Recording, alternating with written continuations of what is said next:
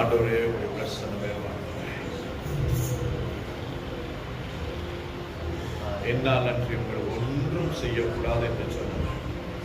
ஆண்டவரே நீங்க இல்லாதபடி எதுவுமே எங்களால் செய்ய முடியாது. நீங்க மாத்திரம் எங்களுக்கு போவாங்க. பரலோக கவனத்தை ஏற்க வேண்டுமே, அப்பாவும் கண்களில் கிருபை வேண்டுமே,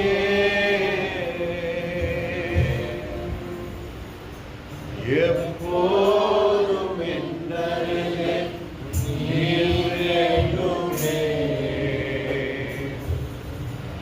நீர் வேண்டும், நீர் வேண்டும், நீர் வேண்டுமே, நீர் வேண்டும், நீர் வேண்டும், நீர் வேண்டுமே.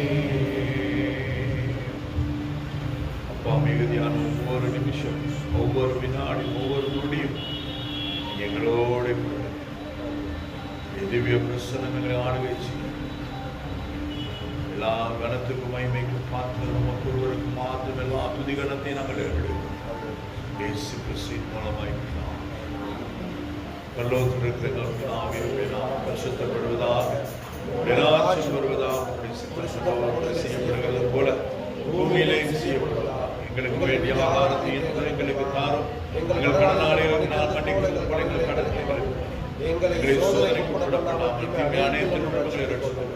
ராஜ்யமும் வல்லமையும் மகிமையும் என்றென்றும் உம்முடையவைகளே. ஆமென். கர்த்தர் உங்களோடு கூட இருப்பாராக. தேவன் வாஞ்சியுள்ள சிறிதுனால் சமூக சின்ன செய்வோம். கர்த்தர் உங்களோடு கூட இருப்பாராக. ஆண்டவருடைய சமூகத்தில் நாங்கள் அமர்ந்து கொள்வோம். ஹல்லேலூயா. நாளிலே ஊழியம் செய்த பிள்ளைகளே கர்த்தர் தாமே நிறைவாய் ஆசீர்வதிப்பாராக. ஹல்லேலூயா. நாளிலே நேரடியாக நாங்கள் கர்த்தருடைய வார்த்தைக்கு நேராக நாங்கள் கடந்து போவோம்.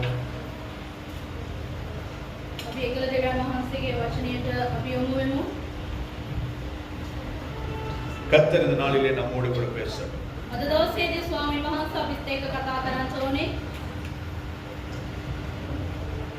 மத்திய எழுதினதான சுவிசேஷம் 27வது அதிகாரம் 57, 58, 59, 60 வசனங்கள். 57 සිට 60 දක්වා.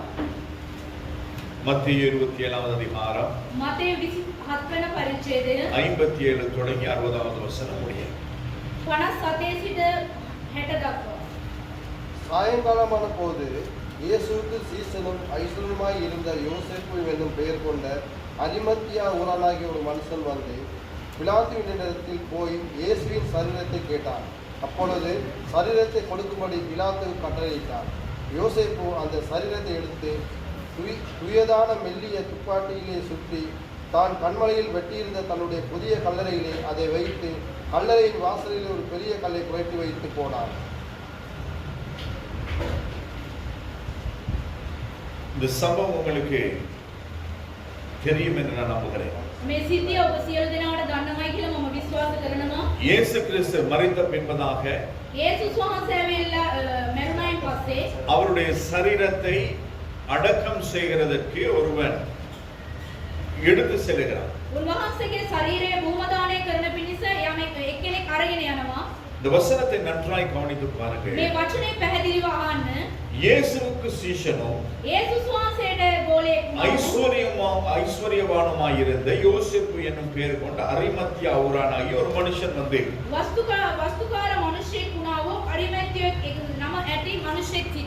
அப்ப இந்த ஆண்டவருடைய சீஷன் அவன் எப்பேற்பட்டவனாய் இருக்கிறான்?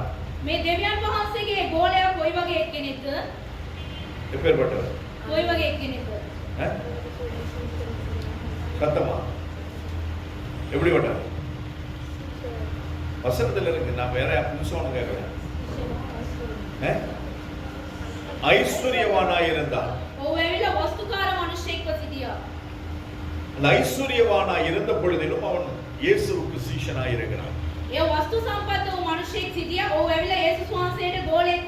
அப்ப இந்த நாளிலே இயேசு கிறிஸ்துவுக்கு சீஷராய் இருக்கிற நானும் நீங்களும் எப்படி இருக்க வேண்டும்? යේසුස් වහන්සේගේ ගෝලයෙක් වුණා වූ ඔබ සමම කෙසේද සිටින්න ඕනේ? எப்படி இருக்கணும்? කොහොමද සිටින්නේ? ஐஸ்வர்யவான்களா இருக்கணும். අපි ඇවිල්ලා වස්තු සම්පන්න මිනිස්සෙක් ඇඩේ සිටින්න ඕනේ. சில நேரம் நீங்க நினைக்கலாம், සමහරක් ஆனா நீங்க වෙලාවට நினைக்க மாட்டீங்க. එනමුත් ඔයාලා සිතන්නේ නැහැ. இவரோட நல்லா தானே பேசிட்டு இருந்தாரு. මේ මිනිස්සයා වෙලා හොඳටනේ කතා කර ඉන්නේ. சபை ஆயத்தமாகணும், සභාව ඇවිල්ලා සූදානම් ஆண்டோடைய வருகையில போகணும். දෙවියන් වහන්සේගේ ඊමේදී අපි යන්න ඕනේ. இன்னைக்கு என்ன ஐஸ்வர்யத்தை குறித்து பேசுறாரு, நீங்க யோசிக்கலாம், யோசிக்காமலும் இருக்கலாம். අද දවසේදී ඇයි මේ ஐஸ்வர்යය ගැන කතා කරන්න කියලා කල්පනා කරන්න පුළුවන්. ஐஸ்வர்யம் தப்பு கிடையாது. වස්තුව කියන්නේ ඒක ඇවිල්ලා වැරද්දක් නෙමෙයි. ஆனால் அந்த ஐஸ்வர்யத்தின் மேல் இருக்கிற ஆசை அது தப்பு. ඒ ආස්තිය තුල තිබෙනා ඔය ඇවිල්ලා ඒ තෘෂ්ණාව ඒක වැරද්දක්. ஒரு மாசத்துக்கு நீங்க எவ்வளவு செலவு பண்ணீங்கன்னு எனக்கு தெரியாது. මාසයකට ඔයගොල්ලෝ කීයක් වියදම් කරයිද කියලා මට දන්නේ නැහැ. ஆனால் கர்த்தருக்கு முன்பதாய் நின்று நான் சொல்லுகிறேன், ස්වාමීන් වහන්සේගේ ඉදිරියේදී සිට මම කියනවා ஒவ்வொரு மாதமும் பல லட்சங்கள் நான் செலவழிக்கிறேன். මම මාසයක තුලදී ලක්ෂ ගාණක් වියදම් කරනවා. இன்னைக்கு என் கையில ஒத்த காசு கிடையாது. අද දවසේදී රුපියලක්වත් නැහැ. ஆனாலும் இந்த மாதம் முடிய இன்று போக எத்தனை நாள் இருக்குது?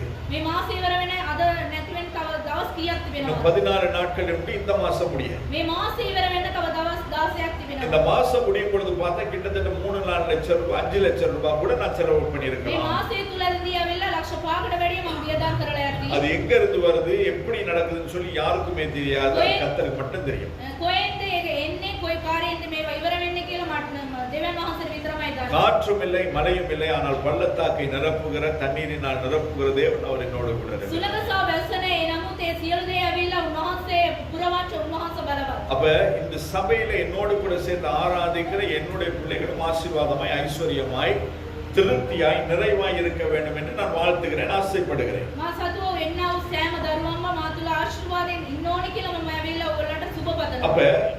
என் பிள்ளை ஆசீர்வாதமா இருந்தாலும் அது நமக்கு சந்தோஷம். අපේ දරුවන් ඇවිල්ලා ආශිර්වාදයෙන් සිටියොත් විතරයි අපිට සතුටු எப்ப වෙන්නේ. பார்த்தாலும் அங்க வலிக்குது இங்க வலிக்குதுன்னு சொன்னா அது பிரச்சனை. මේ පැත්තේ රිදෙනවා ඒ පැත්තේ රිදෙනවා කියන එක ඒක ප්‍රශ්නයක්. அது இல்ல இது இல்லனாலும் பிரச்சனை. ඒක නැහැ මේක නැහැ කියනකොට ප්‍රශ්නයක්. எப்போ பார்த்தாலும் புலம்பிட்டு இருந்தாலும் பிரச்சனை. එම දිස්සම ඇවිල්ලා විලාප ගී දෙන එක ප්‍රශ්නයක්. புலம்புதல் நமக்குரியதல்ல. ඒ විලාප දෙන එක ඇවිල්ලා අපේ නෙමෙයි. ஆனால் புலம்பலை ஆனந்த கடிப்பாய் மாற்றுகிற தேவன் அவர் நம்மோடு கூட இருப்பாரானால் ඒ විලාපය ඇවිල්ලා සතුටක් ඇටියට වෙනස් කරනවා දෙවියන් වහන්සේ අප සමග සිටිනවා නම් அவர் எல்லாவற்றையும் அவர் மாற்ற அவர் போதுமானவர். ඒ සියලු දේ වෙනස් කරන්න උන්වහන්සේ ඇවිල්ලා මහත්. எவ்வளவோ விதமான செய்திகளை நாங்கள் கேட்கிறோம். ගොඩක් ඇවිල්ලා දේශනාවල් අපි අහනවා. 13 வயசு பிள்ளை අපි ප්‍රවෘත්ති අහනවා 13 ඇවිල්ලා දරුවන් அம்மாவை பெட்ரோல் ஊத்தி கொளுத்திருக்குது. මව ඇවිල්ලා පෙට්‍රෝල් දාලා ගිනි තියලා அது තියෙනවා. வேற எங்கேயும் கிடையாது, இலங்கையில. වෙන කොහෙවත් නැහැ ලංකාවේ. இது போல அநேக சம்பவங்கள். මේ වගේ ගොඩක් දේවල්. இப்ப அந்த புள்ள போலீஸ்ல இருக்கு. මේ දරුවා ඇවිල්ලා පොලිසියේ ඉන්නවා. சில நேரங்களில் பெற்றோராகிய நான் நம்ம பிள்ளைகளை தூக்கி தலை மேல வச்சு ஆடுறது உண்டு. දෙමව්පියන් ඇවිල්ලා ඔළුව උඩ තියාගෙන දරුවන් තියාගෙන නටනවා. அந்த பிள்ளைகள் செய்கிற தவறுகளை நாங்கள் சுட்டி காட்டும் பொழுது அந்த பிள்ளையுடைய தவறை மூடுகிறதற்கு நம்ம மீது தவறுகளை சுமத்துகிறது உண்டு. ඒ දරුවන්ගේ ඇවිල්ලා ඒ වැරදි කියනකොට ඒගොල්ලෝ ඒක පිළිගන්නේ නැතුව ඒගොල්ලන්ගේ අනිත් අයට දොස් කියනවා. நீங்க ஒரு பக்கம் தான் அப்படி பார்த்துட்டு இருப்பீங்க. ඕගොල්ලෝ එක පැත්තයි බලා සිටින්නේ. ஆனால் அதே அந்த ஒரு பக்க பார்வை நாங்கள் பல பக்கங்களிலே பார்க்கிறோம். ඒ එක පෙනීම ඇවිල්ලා අපේ සෑම දෙස්සම බලා සිටිනවා. இப்படி நடந்தா என்ன ஆகும்? මේව වුණොත් මොකද්ද මේකට இது වෙන්නේ? இப்படி ஆச்சுன்னா இது இப்படி என்ன ஆகும்? මේක මෙහෙම සිදු වුණා නම් මේකට මොකද්ද நீங்கள் වෙන්නේ? ஒரு பக்கமாய் பார்க்கும் பொழுது நாங்கள் அதை பல கோணங்களிலே பார்க்கிறது. ඕගොල්ලෝ එක දෙස බලනකොට අපි ඇවිල්ලා ඒක ඇවිල්ලා කොම් තුනම අපි බලනවා. அதனால் தான் நாங்கள் ஆலோசனை சொல்லுகிறது. ඒක තමයි අපි උපදේශ දෙන්නේ. ஆனால் அந்த ஆலோசனை அநேகமான நேரத்தில் ஏற்றுக்கொள்ளுகிறதுக்கு உங்களுடைய மனமிடம் கொடுக்காது. ඒක ඇවිල්ලා ඕගොල්ලන්ගේ පිළිගන්න ඕගොල්ලන් හදවත ඒකට ඉඩ දෙන්නේ නැහැ. ஆன பொழுதிலும் ඒ නමුත් நாங்கள் இயேசு கிறிஸ்துவை நாங்கள் ஆராதிக்கிறவர்களாக இருப்போமானால் අපි යේසුස් වහන්සේව නමස්කාර කරනවා නම් நம்மிடத்துல எந்த ஆசீர்வாதங்கள் வந்தாலும் අපි සතුව කොයි ආශිර්වාදයක් அந்த ආවත් ஆசீர்வாதங்கள் எல்லாவற்றையும் கர்த்தர் நமக்கு கொடுத்தது நிமித்தமாய் ඒ සියලු ආශිර්වාදය උන්වහන්සේ දීපු அந்த ඉඳා ஆசீர்வாதத்தை மறுபடியுமாய் கர்த்தருக்கு கொடுக்க நாங்கள் முற்படும் பொழுது ඒ ආශිර්වාදය නැවත වතාවක් උන්වහන්සේට අපි දෙන විට நம்முடைய ஆசீர்வாதத்தில் ஒரு நாளும் ஒரு நன்மையும் குறைபடாது. අපගේ ආශිර්වාදයෙන් කිසිම අඩුවක්වත් කවදාවත් එන්නේ නැහැ. ஏனென்று சொன்னால் ஐஸ்வர்யமும் கனமும் அவருக்குரியது. මන්ද කියනවා නම් ඓශ්වර්යයද වස්තුවද උන්වහන්සේගේ. அது நம்முடையது கிடையாது. ඒක අපේ නෙමෙයි. ஆனால் நமக்கு எப்ப தேவையோ அதை கர்த்தர் நமக்கு கொடுத்து ஆசீர்வதிக்கிறார். ඒක කොයි වෙලාවටද අපිට ඕනේ කියලා උන්වහන්සේ දැන ඒක දීලා අපිට அப்ப ආශිර්වාද ஆண்டவராகிய இயேசு கிறிஸ்துவின் சீஷன் அவன் எப்படிப்பட்டவனாய் இருந்தானா? යේසුස් වහන්සේගේ ගෝලයා කොයි වගේ කෙනෙක් නම් அவன் ஐஸ்வர்யவானாய் இருந்தான். ඔහු ඇවිල්ලා වස්තු මිනිසෙක්. 58வது வசனத்தின் ஆரம்ப பகுதி சொல்லுது, அவன் பிலாத்துவின் இடத்திலே போய். ඔහු ඇවිල්ලා පිලාතු ළඟට ගිහිල්ලා அப்ப அவன் ஐஸ்வர்யவான் மாத்திரம் கிடையாது, ඔහු ඇවිල්ලා වස්තු සම්පන්න මිනිසෙක් පමණක් නෙමෙයි. அவன் ராஜாக்களிடத்திலே போகிற அளவுக்கு அவன் கனம் பொருந்தினவன். ඒ රජතුමා ඉදිරියේ යන්නටත් ඔහු ඇවිල්ලා පිළිගත්තු මිනිසෙක් ඔහු. உங்களால போக முடியும்? ඔයගොල්ලන්ට යන්න පුළුවන්ද? நான் கடந்த வாரத்திலே நம்முடைய புதிய கிராம சேவகர் இடத்துல போனேன். අලුත් ග්‍රාම සේවක ළඟට ගියා ඉත පාස්ටර්. இல்ல அந்த பள்ளியவத்தில் அந்த மாறி எத்தனையோ வருஷங்கள் ஆயிடுச்சு. පල්ලියාවතෙන් වෙනස්ලා අවුරුදු ගාණක් වෙලා. ஆனாலும் அந்த பதிவு அப்படியே தான் இருந்தது. ඒ ස්ථිරව පදිංචි ஏன்னா நாங்க எங்க எப்ப மாறுவோம்னு நமக்கே தெரியாது. කොයි වෙලාවද කොතනද යන්නේ කියලාවත් දන්නේ இல்ல, නැහැ. ஏன்னா நம்ம வாழ்க்கை வந்து ஒரு ஐக்குண்டகையோட வாழ்க்கை, අයිකුණ්ඩගේ ජීවිතේ වගේ තමයි ඒ ජීවිතේ. நாடோடிகள். අයිකුණ්ඩගේ. அப்ப இன்னைக்கு இங்க இருப்போம், நாளைக்கு அங்க இருப்போம். එදා ඒ ඉන්නවා අද මේ ඉන්නවා. இல்ல, இந்த பத்தல பகுதியில நாங்க இருக்காத ஏரியாவே கிடையாது. ඒ වත්තල ප්‍රදේශයේ පාස්ටර්ලාගේ ගියේ නැති ස්ථානයම නැහැ. அப்ப சரி 13 பேருமே வருகிற வருஷம் பிப்ரவரி மாதத்திலே உங்களுடைய எலெக்ஷன் வரும், அதுக்கு நாங்க பதிவு பண்ணணும். ඔබ ඉලෙක්ෂන් එක එනවා ඒකට ඇවිල්ලා පදිංචි කරන්න. அப்ப அதுக்கு போயிட்டு பதிவுக்கு நான் கிராம சேவகர் கொடுக்க போனேன். ඒ පදිංචි ඇවිල්ලා ග්‍රාම සේවකයට දෙන්න කිව්වා. போலியில் உட்கார்ந்து தான் போனேன். போலியில் පොලිමේ තමයි ගියේ. உள்ள போயிட்டு பதிவை கொடுத்துட்டு வரும் பொழுது ඒ ඇතුළට ගිහිල්ලා ඒ පදිංචිය දීලා එන විට கர்த்தருடைய நாம மகிமைப்படும்படியாக சொல்லுங்க. දෙවියන් වහන්සේගේ නාමය මහිමයට වෙන්න. கிராம சேவகர் எழுப்பிட்டு இல்லை அப்படி ග්‍රාම සේවක නැගිටලා කොයිට බාන්න සොලියෝ. யாருக்காவது சொல்லுவாங்களா? அப்படி කවුරු හරි එම කියයිද? தெரியல. දන්නේ නැහැ. ஆனா எனக்கு அப்படி செய்யறாங்க. පාස්ටර්ට එම කළා ද? ஏன் அதை சொல்லுகிறேன்? ඇයි ඒක මම කියන්නේ? நாங்கள் தேவ பிரசன்னம் நம்மோடு கூட இருக்குமானால் දෙවියන් වහන්සේගේ මහිමය අපේ තුල තිබෙනවා. ராஜாக்கள் நமக்கு முன்பதாக இருந்திருப்பார்கள். රජවරුන් ඇවිල්ලා අපේ ඉදිරියේදී නැගිට සිටිනවා. யோவான் ஸ்நானகனை பார்த்து ஏரோது பயப்பட்டான். ඒ යෝහන් බෞතිස්මයාව බලන ඇවිල්ලා ඒරොත් බය වුණා. யோவான் பேசினது வேற, இயேசு கிறிஸ்து பேசினது வேற. යෝහන් බෞතිස්මයා කතා කරපු එක වෙනත් යේසුස් වහන්සේ කතා இயேசு කරපු එක கிறிஸ்து වෙනත්. எப்பவுமே அன்பாய், தயவாய், கனிவாய் பேசினார். යේසුස් වහන්සේ ඇවිල්ලා ප්‍රේමයෙන් කතා කරා. ஆனா யோவான் ஸ்நானகன் பாத்தீங்கன்னா எப்ப பார்த்தாலும் நம்மளை பார்த்து பாம்பும் பாரு, செவிடும் பாரு, ஏதாவது ஒரு திட்டிட்டே தான் இருப்பது. යෝහන් ඇවිල්ලා පිඹුරයි කියන මේ වගේ දේවල් කියන්නේ. அப்ப இந்த ரெண்டையும் ஊழியர்கள் பேசும் பொழுதும் මේ කාර්ය දෙකම මේ දේශකයන් කතා කරන විට ராஜாக்கள் பயப்படுகிற அளவுக்கு தேவ பிரசன்னம் நம்ம மீது இருக்க வேண்டும். රජවරුන් ඇවිල්ලා විවරණ තරම් දෙවියන් වහන්සේගේ මහිමය අප තුල அவன் තිබෙනවා. பிலாத்துவின் இடத்துல போய் அந்த சரீரத்தை கேட்கிறான், அவன் அதை எடுத்துக்கோ அப்படின்னு சொல்லிட்டாங்க. පිලාත් ළඟට ගිහිල්ලා යා ආනවා ඒ විට කියනවා යා අරගෙන යන්න කියලා. மாத்திரமல்ல, ඒක විතරක් නෙමෙයි. அடுத்த பகுதியில் 59வது வசனத்தை நாங்கள் பார்க்கிறோம். 59 දී අපි බලනවා. அவன் இயேசுவை மெல்லிய துய்யதான மெல்லிய துப்பட்டியிலே அவன் சுத்துகிறான். යේසුස් වහන්සේ ඇවිල්ලා එයා පිරිසුදු හන රෙද්දෙන් ඇවිල්ලා හොතනවා. அதாவது லினன் சாதாரண துணி கிடையாது, සාමාන්‍ය රෙද්දක් නෙමෙයි. பொப்ளின் கிடையாது. කොප්ලින් එක නෙමෙයි. அடுத்தது என்னது, என்ன சொல்லுவாங்க பிள்ளைகளுக்கு அந்த இந்த துணியெல்லாம் தப்பாங்க, என்ன சொல்லுவாங்க? மல்பீஸ். மல்பீஸ் கிடையாது, මල් පිස් එක නෙමෙයි. கட்பீஸும் கிடையாது. මල් පිස් එකවත් ஆனா இவர் எதுல ஆண்டவர் சுத்துகிறார்? කොයි එකේද දෙවියන් වහන්සේ හොතන්නේ? லினன். මේ හන රෙද්දේ. இல்லையா? அப்ப வெளியேற பெற்ற மெல்லிய துணியை கொண்டு அதை சுத்துகிறதை நாங்கள் பார்க்கிறோம். ඒක ඇවිල්ලා මහත් ගණන් දීලා ගත්තා ඔය හන රෙද්දෙන් යා හොතනවා. 60வது வசனத்தை நாங்கள் பார்க்கும் பொழுது 60 දී අපි බලන විට எல்லாரும் பேங்க் பேலன்ஸ் வச்சிருக்கீங்களா? கொஞ்சமாவது இருக்கா? 2000 ரூபாய் சரி மினிமம். 2000 කරි තියෙනවාද ඔයගොල්ලන්ගේ බැංකුව පොතේ? இல்ல, கண்டிப்பா இருக்கா? අනිවාර්යෙන් තියෙනවා. என் பேலன்ஸ் இன்னைக்கு 4000 ரூபாய் இருக்கு. 4000 ගණන් තියෙනවා. அதுவே பெரிய விஷயம். ඒකත් මහත් දෙයක්. அப்ப மினிமம் பேலன்ஸ் இல்லாத யாருமே கிடையாது. අඩුතරම් කීයක්වත් නැති ගාණක් කවුරුත්ම නැහැ. யாராவது சொந்தமா கலர் வச்சிருக்கீங்களா? කවුරු හරි සෝන් ගෙවල් තියාද වෙනවද? யாராவது? කවුරු හරි நான் செத்தா இங்கதான் என்ன கொண்டு வைக்கணும். මම මැරුණා ඊට පස්සේ මේ ස්ථානයේ තමයි තියන්න ඕනේ. நேற்று சித்து கங்கா சொன்னாங்க, ஆட்சி விட்டு செம்ப வச்சுக்கிட்டு தீர்றாங்களாம் புதைக்கிறதுக்கு. සිස්ටර් ගංගා කියලා දෙනවා මේ එයාගේ ஏன்னா அவங்க கொண்டு எரிச்சுட்டாங்க, கொரோனா நாட்டில் எரிச்சுட்டாங்க ඒ කොරෝනා කාලේදී යා පුච්චලා දාලා. இல்லையா? அது கத்தோலிக்கமா இருக்கட்டும், இந்துவா இருக்கட்டும், முஸ்லீமா இருக்கட்டும், யாரா இருந்தாலும் கொடுக்கல எரிச்சிருவாங்க. ඒගොල්ලන්ට දුන්නේ නැහැ. ඒගොල්ලන් පුච්චලා දැම්මා. ஆனா அதுல ஆட்சி மட்டும்தான் அந்த செம்புக்குள்ள இருக்காங்களா இல்ல வேற எத்தனை பேர் இருக்காங்களோ தெரியாது நமக்கு. ආච්චි විතරද වෙන කවුරු ඉන්නවද කියලා දන්නේ ஆனா ஆச்சின்னு சொல்ற செப்பம் மட்டும் இருக்குது ආච්චි කියන එකට ඒ වාදනේ විතරයි இல்லையா? கடைசி நமக்கு செப்பம் மட்டும் தான் மீயும், அது வேற விஷயம். අන්තිමට ඒ වාදනේ විතරම. ஆனால் இந்த சீஷனை பார்ப்பீர்களானால் මේ ගෝලයා දෙස අපි බලන විට அவன் தனக்கென்று ஒரு கல்லறை வைத்திருந்தான். ඔහුට ඇවිල්ලා සෝංගයක් එයා තියා තිබෙනවා. அவன் பாருங்க, அவன் இவ்வளவு பெரியவனா இருந்திருக்கான். එයා කොච්චර ලොකු කෙනෙක්ද? இன்னைக்கு அம்பானிக்கு கூட கல்லறை இருக்காது. ඒ අම්බානිටවත් මේ ஏன்னா அம்பானி நினைச்சிருப்ப நான் பேச ஆக மாட்டேன் அப்படின்னு. අම්බානි හිතේ ඉන්නවත් දැම්ම මැරෙන්නේ නැහැ. கடந்த 2 நாட்களுக்கு முன்பதாக දවස් දෙකකට කලින් திடீரென்று சொல்லி 43 வயது நிரம்பினதான ஒரு வாலிபன். 43ක ඇවිල්දී කරුණේ. 43 சொன்னா ஒரு வாலிபன் தான். 43ක් කියන්නේ කරුණේ තමයි. திடீர்னு சொல்லி அவருடைய மூளை செத்து போயிடுச்சு. එයාගේ මොලේ ඇවිල්ලා මැරිලා. வேற எங்க இல்ல, அசோக் படி வீட்டுக்கு போகாது. සහෝදර අශෝකගේ ගෙවල් වල. இருதயம் வேலை செய்யுது, හાર્ට් එක වැඩ ஆனா කරනවා. மூளை செத்து போச்சு. මොලේ ඇවිල්ලා මැරිලා. மூளை செத்தா பிரயோஜனமே கிடையாது. මොලේ මැරුණාන් පස්සේ කිසිම ප්‍රයෝජනයක් இருதயம் வேலை செய்தாலும் பிரயோஜனம் கிடையாது. හදවත වැඩ කරත් ඒක ஏனென்றால் ප්‍රයෝජනයක් எல்லா නැහැ. விதமான செயற்பாடுகளையும் மூளை கிரகித்து, இந்த மூளை தான் நம்முடைய சரீரத்துக்குள்ள நீங்க அதை செய்யணும், சாப்பிடணும், எழுமணும், நடக்கணும், பார்க்கணும் அப்படின்றது. මොලේ තමයි ඔක්කොම කියන්නේ මේක කරන්න නැගිටින්න සියලු දේ කරන්න කියලා. அப்ப நம்முடைய கண்களுக்கு முன்பதாகவே இத்தனை காரியங்கள் நடந்து கொண்டிருக்கிறது. අපේ ඇස් ඉදිරිපිට මෙවැනි දේවල් සිදු වෙලා තිබෙනවා. ஆனாலும் துக்ககரமான காரியங்கள் என்னவென்றால், දුකට හේතුව නම් இது எல்லாம் நாங்க பார்த்தாலும் මේක සියලු දේ අපි බැලුවත් நமக்கு இன்னும் ஒரு உணர்வு வரல. අපිට තාමවත් තවත් අපිට හැඟීමක් නැහැ. என்ன உணர்வு? මොනවද ඒ හැඟීම? கர்த்தர் என்னை இன்னும் நல்லா வச்சிருக்கிறாரே, තවදුරටත් දෙවියන් වහන්සේ මාව හොඳට තියා තිබෙනවා. அப்படி ஒரு உணர்வு வரலாம். එවැනි හැඟීමක් எனக்கும் இப்படி எப்ப வருமோ தெரியாதே. මට මේ වගේ තත්ත්වයක් කවදාද එයිද? ஆமா இல்லையா? හවුද නැද්ද? குளிக்க போனவங்க வெளியில வராம இருக்கிறான். නාන්නගේ කට්ටිය එළියට එන්නේ නැහැ. போனா பிரஷர் கூடியோ குறைஞ்சோ விழுந்து ஏதாவது ஆகிடுது.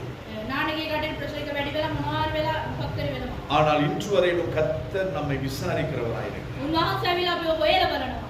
நமக்கு வாழ்க்கையில குறைவுகள் உண்டு, අපගේ ජීවිතයේ අඩුපාඩුකම් තිබෙනවා. தேவைகள் உண்டு. අවශ්‍යතාවය அவை තිබෙනවා. எல்லாவற்றுக்கும் மத்தியிலும் கர்த்தர் நம்மை அன்றாடம் போஷித்து கர்த்தர் நம்மை நடத்தி வருகிறார். ඒ සියලු දේවල්ටත් මැදියේදී උන්වහන්සේ අපට සපයවලා උන්වහන්සේ අපිව මඟ அப்ப පෙන්වනවා. இயேசு கிறிஸ்துவுக்கு விசுவாசிகளாய் அல்ல, යේසුස් වහන්සේට ඇදහිලිවන්තයක් හැටියට නෙමෙයි. இயேசு கிறிஸ்துவுக்கு நீங்கள் சீஷர்களாய் இருப்பீர்களானால், යේසුස් වහන්සේට ඔයගොල්ලෝ ගෝලයෙක් හැටියට ඉන්නවා නම්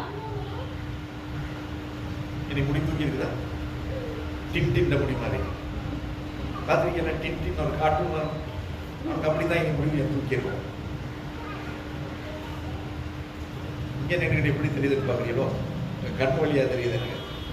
சரி, அப்ப சீஷனா இருக்கிற ஒருவன் ගෝලයෙක්ව සිටිනා වූ මිනිසෙක් அவன் ஐஸ்வர்யவானா இருக்க வேண்டும். ඔය ඇවිල්ලා වස්තු සම්පන්න මිනිසෙක් பணம் හැටියට இருந்தால் தான் ஐஸ்வர்யவான் கிடையாது. මුදල් තිබුණත් විතරමයි වස්තු සම්පන්න මිනිසෙක් නෙමෙයි. சமாதானமான சந்தோஷமான குடும்பம், සමාදානයේ පිරිච්චව පවුලක්, பலகீனங்கள் இல்லாத, வியாதி வருத்தங்கள் இல்லாத சரீரம், බලහින නැතුව ආரோக்கியමත් ශරීරයක්, படுத்தா தூக்கம் போவதான ஒரு நல்ல ஒரு வாழ்க்கை, නිදිය ගත්තාන් පස්සේ හොඳ නිින්දක් යන හොඳ ජීවිතයක්, எதை கொடுத்தாலும் சாப்பிடக்கூடியதான ஒரு நல்ல வயிறு, මොනවා දුන්නත් ඇවිල්ලා ඒක කන්න පුළුවන් තරම් හොඳ බඩක්. இதெல்லாம் இருக்கிறது ஒரு ஐஸ்வர்யம் தான். ඒක තියෙන එකත් ලොකු நான் நினைக்கிறேன் காசு ආශිර්වාදයක්. இருந்தா தான் எல்லாம் செய்யலாம்னு சொல்லி. සල්ලි තිබුණොත් විතරයි සියලු දේ இன்னைக்கு காசு இருக்கிற நிறைய பேருக்கு சீனி போட்டு குடிக்க முடியாது. සල්ලි තියෙන ගොඩක් කට්ටියට සීනි දාලා දේ බොන්න බෑ. சாப்பிட்ட உடனே ஒரு கிரீன் டீ குடிக்கணும். කෑවන් පස්සේ වල ග්‍රීන් ටී එක බොන්න ඕනේ. நிறைய காசு இருக்குது, ගොඩක් සල්ලි මුදල් ஆனா அவங்க තිබෙනවා. இஷ்டப்படி வாழ முடியாது. ඒගොල්ලෝ කැමති ආකාරයට ஏன்னா ජීවත් உள்ள ஒரு වෙන්න බෑ. ஸ்டண்ட் வச்சிருக்குது. அதுல பைபாஸ் கல்ல ඇතුලේ බයිපාස් කරලා තිබෙනවා. நிறைய பேருக்கு விரும்பின மாதிரி என்னது சாப்பிட முடியாது. කැමති ආකාරයට ඒගොල්ලන්ට කන්න බෑ. கேட்டா சுகரும் வாங்க. ඇහුවයින් පස්සේ සුගර් කියලා කියනවා. ஆனா நமக்கு எந்த பிரச்சனையும் கிடையாது. අපිට කිසිම ප්‍රශ්නයක් නැහැ. அது நமக்கு இருக்குதோ இல்லையா அதை பத்தி பிரச்சனை கிடையாது. අපිට තිබෙනවද නැද්ද කියලා ඒක ප්‍රශ්නයක් නැහැ. இதை காக்கிறவர் ஆண்டவர். මේක ආරක්ෂා කරන්නේ උන්වහන්සේ. அவர் சாப்பிட்டுட்டு போயிட்டே இருக்க வேண்டியது. අපි කාලේ එහෙම යන්න ඕනේ.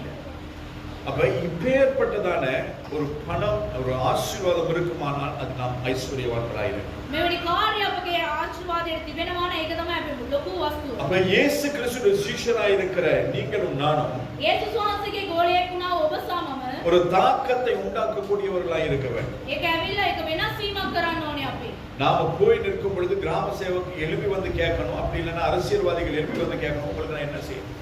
අපි ගියන් පස්සේ ග්‍රාම සේවක නැත්නම් වෙන කවුරු හරි නැගිටලා ආන්න ඕනේ මොනවද කරන්න ඕනේ? அப்படி இல்லைன்னா நான் கேட்கிறதை அவர்கள் கொடுக்க வேண்டும். අපි ඉල්ලන එක ඒගොල්ලෝ දෙන්න ඕනේ. அவன் அதான் பிலாத்துவின் இடத்துல போய் கேட்டான். ඒ ඉඳන් ප්ලාට් කෙනා යගී ஏற்கனவே இயேசு கிறிஸ்து குற்றச்சாட்டப்பட்டு சிலுவையிலே அடிக்கப்பட்டிருக்கிறார். ඒ ආවිලා දඬුවම් කරපු එක්කෙනෙක් ඇඩියට ගිහලා කුරුසියේ යනකාල තිබෙනවා. குற்றச்சாட்டப்பட்ட அடிக்கப்பட்ட ஒருவனை போய் கேட்க முடியுமா? ඒ දඬුවම් කරපු මිනිස්සෙක්ව ගිහලා අපිට ඉල්ලන්න පුළුවන්ද? அந்த இடத்துல கேட்பாங்க, உனக்கும் அவனுக்கு என்ன சம்பந்தம்? ඔයාටත් මෙයාටත් තිබෙන ගනුදෙනුව මොකක්ද? எப்படி அவனுக்கு தெரியும்? මෙයා කොහොමද දන්නේ? எவ்வளவு நாள் உங்களுக்கு இடையில அந்த உறவு இருக்குது? කොයි කාලයක්ද මේ සම්බන්ධය තිබෙන්නේ? உடனே சிபிசிஐடிட்ட கொடுத்து நம்மளை தேட துவங்கிடுவேன். CBCI ඇඩියට දීලා අපි හොයන්න බලනවා. அதுதான் இன்றைய நிலை. ඒක දැන් කාලේම තමයි. ஆனாலும் එනමුත් கிறிஸ்துவினுடைய சீஷனாகிய அரிமத்தியா யோசேப்பு என்ன செய்கிறான்? යේසුස් වහන්සේගේ ගෝලයෙක් වෙනවා අය අරිමැතියා මොනවද அவன் කරන්නේ? ராஜாக்களிடத்திலே போய் அந்த அவருடைய இயேசு கிறிஸ்துவின் சரீரத்தை பெற்றுக் கொள்கிறான். ඒ රජතුමා ළඟට ගිහලා යේසුස් වහන්සේගේ ශරීරය ඉල්ල ගන්නවා. அப்ப நாம ஒரு தாக்கத்தை உண்டு பண்ணக்கூடியவர்களாக இருக்க අපි வேண்டும். ඒක වෙනස් වීමක් කරන්න ඕනේ.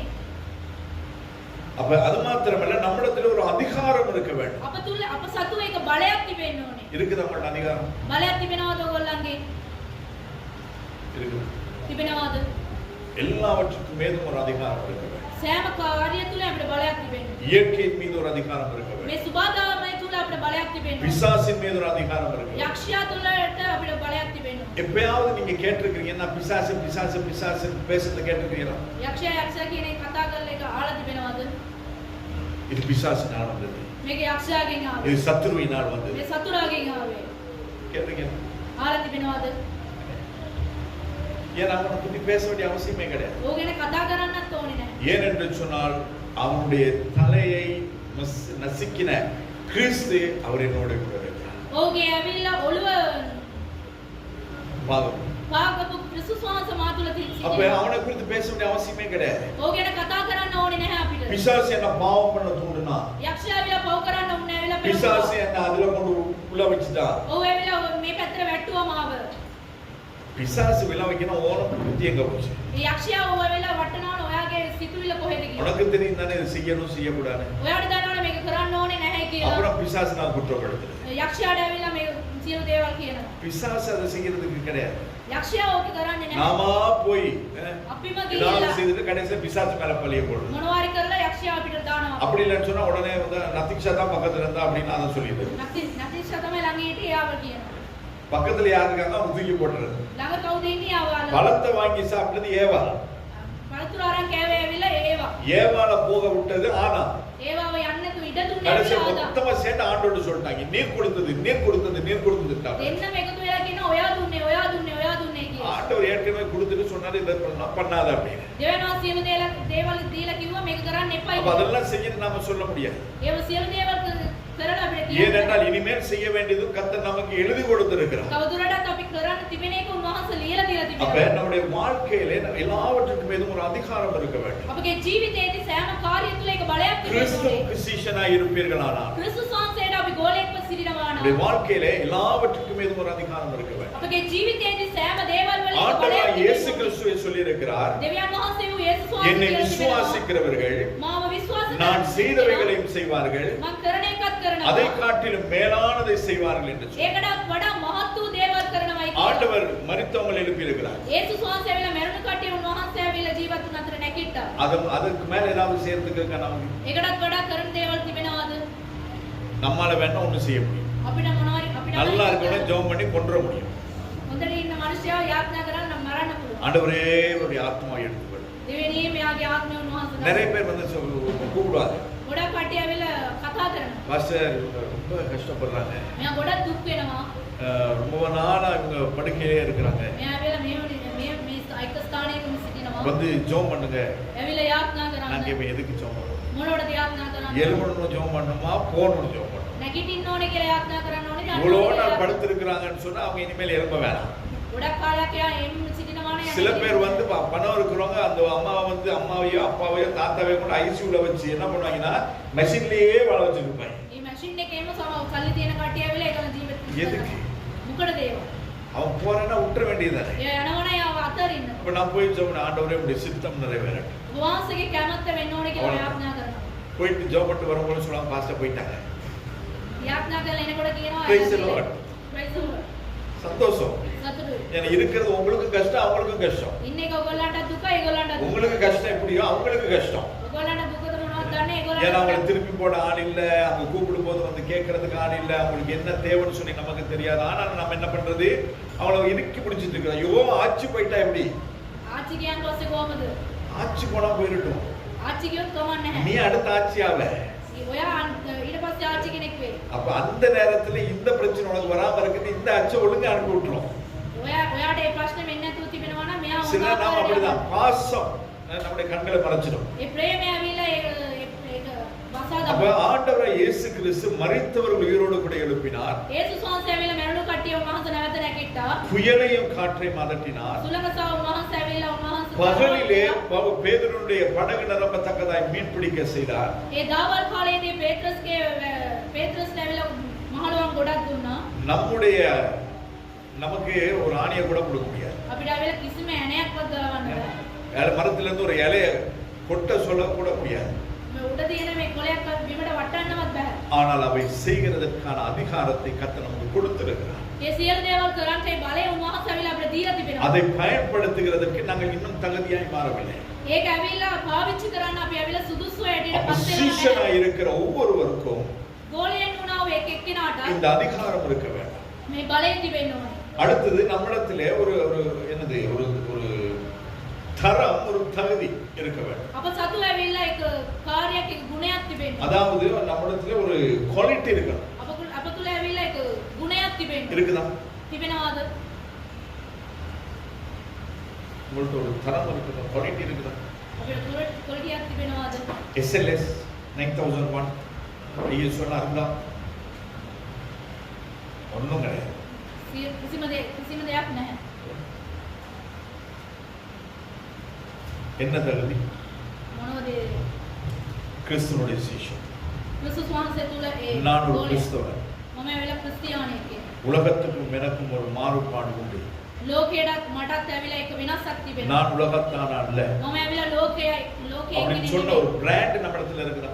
එක ඇවිල්ලා බ්‍රෑන්ඩ් එකක් අපිට நம்ம வாழ்க்கையில பிராண்டே கிடையாது. අපගේ ජීවිතේ බ්‍රෑන්ඩ් ஆனா එකක් நாங்க பிராண்ட தேடிட்டு போறோம். අපි ඇවිල්ලා බ්‍රෑන්ඩ් එක எங்க? හොයාගෙන කොහෙද? ஒடே. ඔඩේ. ஒடேல இருக்க ட்ரெஸ் நல்லா இருக்கு. ඔඩේකේ තිබෙන ඒවා හොඳට තිබෙනවාද? நல்ல ஒரு மாதிரி போகுது. ஒடேல இருக்க ட்ரெஸ் நல்லா இருக்குதா? ඔඩේලේ තියෙන ඇඳුම් හොඳට තිබෙනවාද? யானையோட பின்பக்கத்தை போட்டுருக்கேன். අලියාගේ පිටිපස්ස කියලා දාලා තියෙන්නේ. அதை போட்டு நாம என்ன பண்ணேன்? ඒක දාගෙන අපි මොනවද කරන්නේ? யானையோட முன்னுக்கு போட்டுருப்பாங்க. අලියාගේ ඉස්සරහා කියලා அதை දාලා. போட்டுக்கிட்டு என்ன பண்ணேன்? ඒක දාගෙන අපි මොනවද කරන්නේ? அதுவும் போடுறது வந்து பெருசா போடுவாப்ல. ඒක දාන එක ලොකුවට දානවා. உடம்புல ஒட்டி உடம்புக்கு என்ன ஃபிட்டா இருக்க மாதிரி போடுறது கிடையாது. ඇඟට ඇවිල්ලා ඒ හරියට ආකාරයට දාන්න. இந்த கைக்குள்ள கிருவை, இந்த கைக்குள்ள யாரு நம்ம எலிசாபெத் போட்டுக்கலாம். මේ අතේ ඇවිල්ලා කිරුවා අනිත් අතේ ඇවිල්ලා එලිසාවත් දාගන්න. அந்த அளவுக்கு அதுல கை இருக்கும். එච්චර ලොකුවට ඒ அந்த பிராண்டுக்கு போயிட்டு உடல் எங்க இருக்குன்னு கூகுள் பண்ணி பார்த்து வாங்கிட்டு போறாங்க. வெளிநாட்டுல இருந்து வரவங்க Google එකේ ඔයලා කොහොම හරි ඒකත් අරගෙන යනවා. அவங்க தான் வாங்கினா பரவாயில்ல, பாவப்பட்ட பிள்ளைய நம்மளும் போய் வாங்கிட்டு இருக்கிறோம். ඒගොල්ලන් හරි කමන්නේ අපි කියලා ඒව ගන්නවා. அப்படி இல்லைன்னா ஹவுஸ் ஆஃப் ஃபேஷன், නැත්තම් house of fashion bar. fashion bar. நானும் அங்க போறது கிடையாது. වශන ඒවට යන්නේ නැහැ. அங்க போய் வாங்குற ஒண்ணுக்கு நான் பேமெண்ட் 2 வாங்கிடுவேன். ඒ ගිහලා එකක් ගන්නවා නම් payment එකේ දෙකක් ගන්න පුළුවන්. போட்ட பிறகு யாருக்கு தெரிய போகுது? இப்படி பணத்தை தூக்கியா பார்க்க போறாங்க, இது எங்க வாங்கினது அப்படின்னு. කොලරේ කුස්සලද බලන්නේ කොයි ගිහලාද ගත්තේ? சொல்லுங்க, இது லண்டன்ல இருந்துச்சு, ලන්ඩන් එකකින් இது ආවා. கொரியால இருந்து அனுப்பி இருக்கிறாரு. කොරියාවේ ඉඳලා ආවා. பார்க்க போறாங்க. බලන්න දෙන්නේ. அப்ப நம்மிடத்திலே இந்த பிராண்ட் இருக்கு. අප තුල ඇවිල්ලා ඒ brand එක තිබෙනවා. கிறிஸ்துவினுடைய சீஷன் என்றால் ක්‍රිස්තුස් වහන්සේගේ ගෝලේ நம்மிடத்திலே ஒரு தரம் இருக்க வேண்டும். අප තුල ඇවිල්ලා එක හැකියාවක් තිබෙනවා. இருளுக்கும் ஒளிக்கும் சம்பந்தம் ஏது? අන්ධකාරයටත් ඇවිල්ලා එළියටත් ඇවිල්ලා அந்நிய நுகத்தோடு கூட பிணைக்காதிருப்பாயாக. ඒ අන්‍ය ජාතින් එක්ක අපිට එක් වෙන්න බෑ. இதுதான் பிராண்ட். මේක තමයි brand එක. ஆனா நாம போய் என்ன பண்றது? අපි මොනවද කරන්නේ? அங்க போய் உட்காந்துக்கிட்டு அவங்களோட பொங்கல் சாப்பிடுறது. ඒ ගිහිල්ලා වාඩි වෙලා ඒගොල්ලන්ත් එක්ක පොංගල් இங்க කරනවා. போய் உட்காந்து அவங்க சாம்பிராணி போடுவாங்க, இங்க இன்னைக்கு நாம கட் பார்த்துட்டு இருக்கோம். ඒගොල්ලන් සාම්ප්‍රාණි දානවා ඒකත් බලාගෙන ඉන්නවා. இதெல்லாம் பிராண்ட். මේක brand එක නෙමෙයි. அப்ப நமக்கென்று சொல்லி ஒரு தகுதி இருக்க வேண்டும். අපිම කියලා එක හැකියාවක් තිබෙනවා. அடுத்தது අනිත් එක சீஷனா இருக்கும் பொழுது ගෝලෙක්ව සිටිනකොට தரம் வாய்ந்த பொருட்கள் நம்மிடத்தில் இருக்க வேண்டும். தரம் வாய்ந்த பொருள், அதாவது හොඳ ගුණයක් ඇති භාණ්ඩයක් අපි තුල තිබෙනවා. அதுக்குன்னு சொல்லி நாங்க வெளியேற பெற்றதை குறித்து நான் சொல்லவில்லை. මිල මුදල් වැඩිපුර තියෙන එක ගැන මම කිව්වේ නැහැ. இந்த யோசேப்பு என்ன செய்கிறார்? යෝසෙෆ් මොනවද කරන්නේ? தனக்கென்று ஒரு கல்லறை வைத்திருக்கிறார். එයාටම කියලා එක සෝංගයක් තබා තිබෙනවා. நமக்கு இருக்குதா? අපිට තිබෙනවාද? கல்லறையா? සෝංගයක්ද? அது என்னத்துக்கு? ඒක මොකටද? அதுனா நமக்கு தேவையில்லை. ඒක අපිට ඕනේ නැහැ. ஏன் சொன்னா ஆண்டோடைய வருகையில் நாங்க போவோம். දෙවියන් වහන්සේගේ ඊමේල් අපි යන්න යනවා. ஆனா ஆண்டவர் வரதுக்கு முன்ன நாங்க போயிட்டோம்னா දෙවියන් වහන්සේ එන්නට කලින් අපි ගියා නම් நமக்கு ஒரு இடம் வேணும் இல்லையா? අපිටම කියලා එක ස්ථානයක් ඕනේ නේ. யாரும் இருக்கணும். කවුරුරේ තියා තිබෙනවාද? எங்க அம்மா போச்ச இடத்துலயே புதைங்க. අම්මා වරලපු තැනෙම මාවත් වරලවන්න. நிறைய பேர் சொல்றாங்க. ගොඩක් කට්ටිය කියනවා. எங்க தாத்தா போச்ச இடத்துலயே புதைங்க. අපි සීයා වරලපු තැනෙම මාවත් වරලවන්න. தாத்தா இறந்து இப்போ ஒரு 20 வருஷம் ஆச்சு. සීයා නැති වෙලා දැන් අවුරුදු 20ක්. அதுக்கு பிறகு இறந்து யாரோ ஒரு 5 வருஷம் 10 வருஷம் ஆயிடுச்சு. එයා අනිත් එක නැති වෙලා අවුරුදු 5ක් 6ක් වෙලා. அதுக்கு பிறகு நாம கல்லறைக்கு இப்ப டெய்லி போய் பார்த்துட்டு வரோமா? ඊට පස්සේ ඇවිල්ලා ගියා හැමදාම ගිහිල්ලා බලලා யாராவது நம்ம கல்லறையை தோண்டிருக்காங்களா புதைச்சிருக்காங்களான்னு பார்த்துட்டு வரோமா? අපි ගිහිල්ලා බලනවාද කවුරු ආවලා තියෙනවද බලලා තියෙනවද කියලා. கத்தோலிக்கர்கள் சொன்னா வருஷத்துக்கு ஒருக்கா நவம்பர் மாசம் 2ஆம் தேதி போவாங்க. කැතලික් කට්ටිය නම් අවුරුද්දකට වතාවක් යනවා. நாம் அது கூட போறது கிடையாது. අපි ඒකවත් යන්නේ නැහැ. அப்ப அப்படி இருக்கும் பொழுது එහෙම තිබෙනකොට எங்க ஆட்சி புதைச்ச இடத்துலயே எப்படி நம்மள புதைக்க முடியும்? අපි ආච්චි වරලපු තැනෙම යා කොහොමද? ஆட்சிக்கு மேல எத்தனை பேர் கொண்டாந்து போட்டுருக்காங்களே தெரியல. ආච්චිට උඩින් කී දෙනෙක්ව දාලාද දන්නේ නැහැ. ஆனால் இவனுக்கு என்று சொல்லி புதுசா ஒரு கலர் வச்சிருக்காங்க. මෙයාටම කියලා එක සෝංගයක් තිබෙනවා. அப்ப நமக்கு என்று சொல்லி நாம சில காரியங்களை வைத்திருக்கிறோம். අපිටම කියලා එක සමහර දේවල් අපි තියා ගන්න ඕනේ. உங்களுக்கு என்று சொல்லி ஜெபஅறை இருக்குதா? ඔයාටම කියලා යාඥා ස්ථානයක් තිබෙනවා. வேதம் வாசிக்கன்னு சொல்லி ஒரு இடம் வச்சிருக்கீங்களா? බයිබලේ කියවන්න කියලා එක ස්ථානයක් තිබෙනවා. ஜெபம் பண்ணன்னு சொல்லி ஒரு இடம் வச்சிருக்கீங்களா? යාඥා කරන්න ඕනේ කියන ස්ථානයක් තිබෙනවා. அப்ப இதெல்லாம் நம்மிடத்தில் இல்லைன்னு சொன்னா මේ වගේ දේවල් අපි කතු නැත්නම් ஆனால் அதையே தாண்டி நாங்கள் என்னென்னவோ தேடிட்டு இருக்கோம். ඒකටත් වඩා අපි මොනවද දේවල් முதலாவது இயேசு கிறிஸ்து ஒரு சீஷன் என்று சொன்னால் நாங்கள் அவரோடு கூட சேருகிறதற்கு அவரை ஆராதிக்கிறதற்கு அவரோடு கூட பேசுகிறதுக்கு நம்ம ஒரு இடம் வச்சிருக்கோம். අපි යේසුස් වහන්සේගේ ගෝලෙක් නම් උන්වහන්සේත් එක්ක කතා කරන අපි එක ස්ථානයක් තබා තිබෙන්න ඕනේ. வீட்ல எல்லாம் சோஃபா வச்சிருக்கோம்ல எல்லாரும். ගෙදර අපි සෝෆා තියා තියෙනවා. எதுக்கு வச்சிருக்கீங்க? මොනවද තියලා තියෙන්නේ? அதான் லூசு மாதிரி மறுபடியும் கேட்கறாங்க. சோஃபா எதுக்கு வச்சிருப்பாங்க? සෝෆා මොකටද තියන්නේ? யாராவது வந்து உட்காரு. කවුරු හරි ආවොත් වාඩි වෙන්න. அப்படிதான் நீங்க நினைச்சு பார்த்துட்டு இருக்கீங்க. එහෙම තමයි අපි ඉඳාගෙන ඉන්නේ. உட்கார்ற சோஃபால படுக்கிறவங்க இருக்காங்க தெரியுமா உங்களுக்கு? වාඩි වෙන සෝෆා එකේ නිදිය ගන්න කට්ටියක් ඉන්නවා. சோஃபா எதுக்கு? සෝෆා මොකටද? அப்பயே அதுக்கு மேல காலை தூக்கி போட்டுட்டு இருக்கீங்க. ඒක ඇයි මොකටද ඒකට උඩින් කකුල දාගෙන? காலை தூக்கி போடுறதுக்கு சோஃபா வச்சிருக்கீங்க. කකුල උඩට තියාගන්නද සෝෆා එකේ තියෙන්නේ. அப்ப அத செய்யும். ඒක කරා. எத்தனையோ பேர் வந்து உட்கார்ந்து நல்லா ஆடிட்டு போய்வாங்க. ඔය කට්ටිය ඇවිල්ලා වාඩි அதே சோஃபால நாங்க போய் தலைய வச்சு போடுவோம். ඒ සෝෆා එකේම පොළොව அதுல அவங்க எத்தனை பேர் அவங்க வெடி போட்டு போறாங்கன்னு தெரியாது. இதெல்லாம் நடக்குது இயற்கையா வர்றது. මේක ඇවිල්ලා සුබාදාන වෙන එක. அப்ப அதது நாம யூஸ் பண்றோம். ඒක ඒකට එක එක හරි ආකාරයෙන් අපි அப்ப இதெல்லாம் நம்ம வச்சிருக்கிற நாம ஜெபிக்கிறதுக்கு ஒரு அரண் வச்சிருக்கோம். මේ සියලු දේවල් තියා තියෙන අපි ஏன்னா சீஷருடைய வாழ்க்கையில அதுதான் முக்கியம். ಈ ගෝලයන්ගේ ජීවිතයේ ඒක තමයි වැදගත්. ஏதேன் தோட்டத்திலே தேவன் ஆதாமோடு மேவாளோடு கூட பேசுகிறதுக்கு ஒவ்வொரு நாளும் சாயந்தரத்துல வர்றார். ඒදෙන් වෙලේදී ආදම්සේ ඒවත් එක්ක කතා කරන්නේ දෙවියන් වහන්සේ හැමදාම ආවා. ஈசாக்கு தேவனை தியானிக்கும்படிக்கு வயல்வெளிக்கு போனான் என்று வேதத்திலே பார்க்கிறோம். ඊසාක් ඇවිල්ලා දෙවියන් වහන්සේ නමස්කාර කරන පිරිස ඇවිල්ලා ඒ කුඹරට ගියා. இயேசு கிறிஸ்து ஒரு நாள் மலைக்கு போனார் என்று பார்க்கிறோம். යේසුස් වහන්සේ හැමදාම ඇවිල්ලා උන්වහන්සේ ඇවිල්ලා කන්දට ගියයි அப்ப කියලා. இயேசு கிறிஸ்து சீஷர்களாகிய உங்களுக்கு எனக்கும் அவரோடு கூட இடைப்படுகிறதுக்கு அவரோடு கூட பேசுகிறது அவரோடு கூட டைம் ஸ்பெண்ட் பண்றதுக்கு ஒரு இடம் இருக்குதா? යේසුස් වහන්සේගේ ගෝලයෙක් වුණා ඔබට සමට ඇවිල්ලා දෙවියන් වහන්සේත් එක්ක ඒ කාලය ගත කරන්න එක ස්ථානයක් තිබෙනවාද? பைபிள் எடுத்துட்டு வந்து முன்பு உட்காரு. බයිබලේ අරගෙන ඉස්සරහට ඇවිල්ලා பார்த்தா உங்களுக்கு டிவி ஓடிட்டு. ඉස්සරහ ඇවිල්ලා ටීවී එක වැඩ කරනවා. என்ன சித்தி இங்க ஒரு வசனத்தை வாசிக்கிறது. මේ වචනයක් කියවනවා. அதுக்கப்புறம் அங்கே குடும்ப பிரச்சனைகள் போயிடுது. ඊට පස්සේ ඇවිල්ලා පෞල් ප්‍රශ්නයට යනවා. சித்தியும் சித்தப்பாவும் அடிச்சுக்குவாங்க. බාපස පුංචි ඇවිල්ලා දා இந்த ගන්නවා. பக்கம் மக வந்து ஏதாவது ஒன்று சொல்லிட்டு போவோம். මේ වත් ඇවිල්ලා දුව ඇවිල්ලා මොනවාරි කියනවා. நமக்கே தெரியாம අපිටම දන්නේ නැතුව அப்படி பார்த்துட்டு එහෙම බලාගෙන ඉන්නවා. எத்தனை வாயில போது வருதுன்னு நமக்கே தெரியாது. දැස්ස කී දෙනෙක් යනවාද එනවාද කියලාවත් දන්නේ அப்ப නැහැ. இதுதான் நம்முடைய சீஷனுடைய நிலை. මේක තමයි අපේ ගෝලයන්ගේ ඇවිල්ලා තත්ත්වය. ஆனால் அவன் மரித்தாலும் அவனுக்கு என்று ஒரு இடத்தை வைத்தான். එයා මැරුණත් එයාටම කියලා එක ස්ථානයක් තබා තිබෙනවා. மாத்திரமல்ல, ඒක විතරක් නෙමෙයි. சீஷன் என்று சொல்லப்படுகிறவனுக்கு ගෝලයා කියන එක්කෙනාට இந்த புதிய ஏற்பாட்டு திருச்சபையில ஒரு ஸ்தானத்தை கர்த்தர் வைத்திருக்கிறார். මේ අලුත් කිවිසුම කාලයේදී එක ස්ථානයක් දෙවෙනවා තබා තිබෙනවා. ஆண்டவராகிய இயேசு கிறிஸ்து சொன்னார், இந்த நியாயப்பிரமாணத்தை நிறைவேற்றுகிறதற்கே நான் வந்தேன். යේසුස් වහන්සේ කිව්වා මේ விவஸ்தாව. මේ ව්‍යවස්ථාව ඇවිල්ලා මම සියලු දේවල් කරන්න තමයි මේ පොළොට ආවේ. இதை நான் அவமாக்குகிறதுக்காக அல்ல, මේවා ඇවිල්ලා කඩන්න නෙමෙයි. இதை நான் நிறைவேற்றுகிறதுக்காகவே வந்தேன். මේවා සම්පූර්ණ කරන්නයි මම ආවේ. நியாயப்பிரமாணத்தின் நிறைவுதான் புதிய ஏற்பாடு. ව්‍යවස්ථාවේ ඇවිල්ලා සම්පූර්ණේ තමයි අලුත් කිවිසුම. அப்ப அந்த புதிய ஏற்பாட்டின் பங்குள்ளவர்களாய், அதாவது புதிய எருசலேமோடு கூட, புதிய கானானோடு கூட, புதிய பரலோகத்தோடு கூட, புதிய வானத்தோடு, புதிய பூமியோடு கூட சம்பந்தத்தை கர்த்தர் நமக்கு கொடுத்திருக்கிறார். මේ අලුත් කිවිසුම තුල ඒකේ ස්වර්ග රාජ්‍යයේ අලුත් සියලුම දේවල් උන්වහන්සේ අපිට දීලා තිබෙනවා. அவனிடத்திலே ஐஸ்வர்யம் இருந்தது. ඔව් සතු ඇවිල්ලා වස්තු තිබුණා. அவன் கனம் உள்ளவனாய் இருந்தான். ඔව් ඇවිල්ලා පිළිගත්තු මිනිස්සෙක් ஆனாலும் කියලා. அவனிடத்திலே தாழ்மை இருந்தது. ඒ නමුත් ඔව් සතු ඇවිල්ලා ඒ කීකරුකම තිබුණා. ஹalleluya. හalleluya. தாழ்மை இருந்ததினால்தான் ඒ කීකරුකම තිබුණේ ඉඳ இயேசு තමයි. கிறிஸ்துவின் சரீரத்தை அவன் தொடுகிறான். යේසුස් වහන්සේගේ ශරීරය එයා ඇල්ලුවේ. நாம் தொடுவோம். අපිට අල්ලන්න පුළුවන්ද? இருக்க வரை அம்மா அப்பாங்கிறது, ඉන්න තෙක් ඇවිල්ලා අම්මා තාත්තා කියනවා. அதுக்கப்புறம் இந்த பொடின்றது. ඊට පස්සේ ඇවිල්ලා මලකුණ කියලා. டேடி வந்து பொடி ஆகிடுவார். ඩැඩි ඇවිල්ලා දැන් මලකුණක් වෙලා. இந்த பொடியை எத்தனை மணிக்கு எடுக்கும்? මලකුණ කොයි நம்மள்டே வந்து වෙලාවකද? கேட்பாங்க. අපිගෙන් අපේ මානවා. சரி, நாங்களும் சொல்லுவோம், பொடியை 4 மணிக்குள்ள எடுத்துட்டா நல்லா இல்லையா? අතරට කලින් ගත්තා නම් හොඳයි නේද? அதுவரையும் டேடி, එතකන් ඇවිල්ලා ඩැඩි அப்புறம் நான் எடுக்கிற நேரத்துல அது பொடி. ඊට පස්සේ ඇවිල්ලා ඒක පොඩි.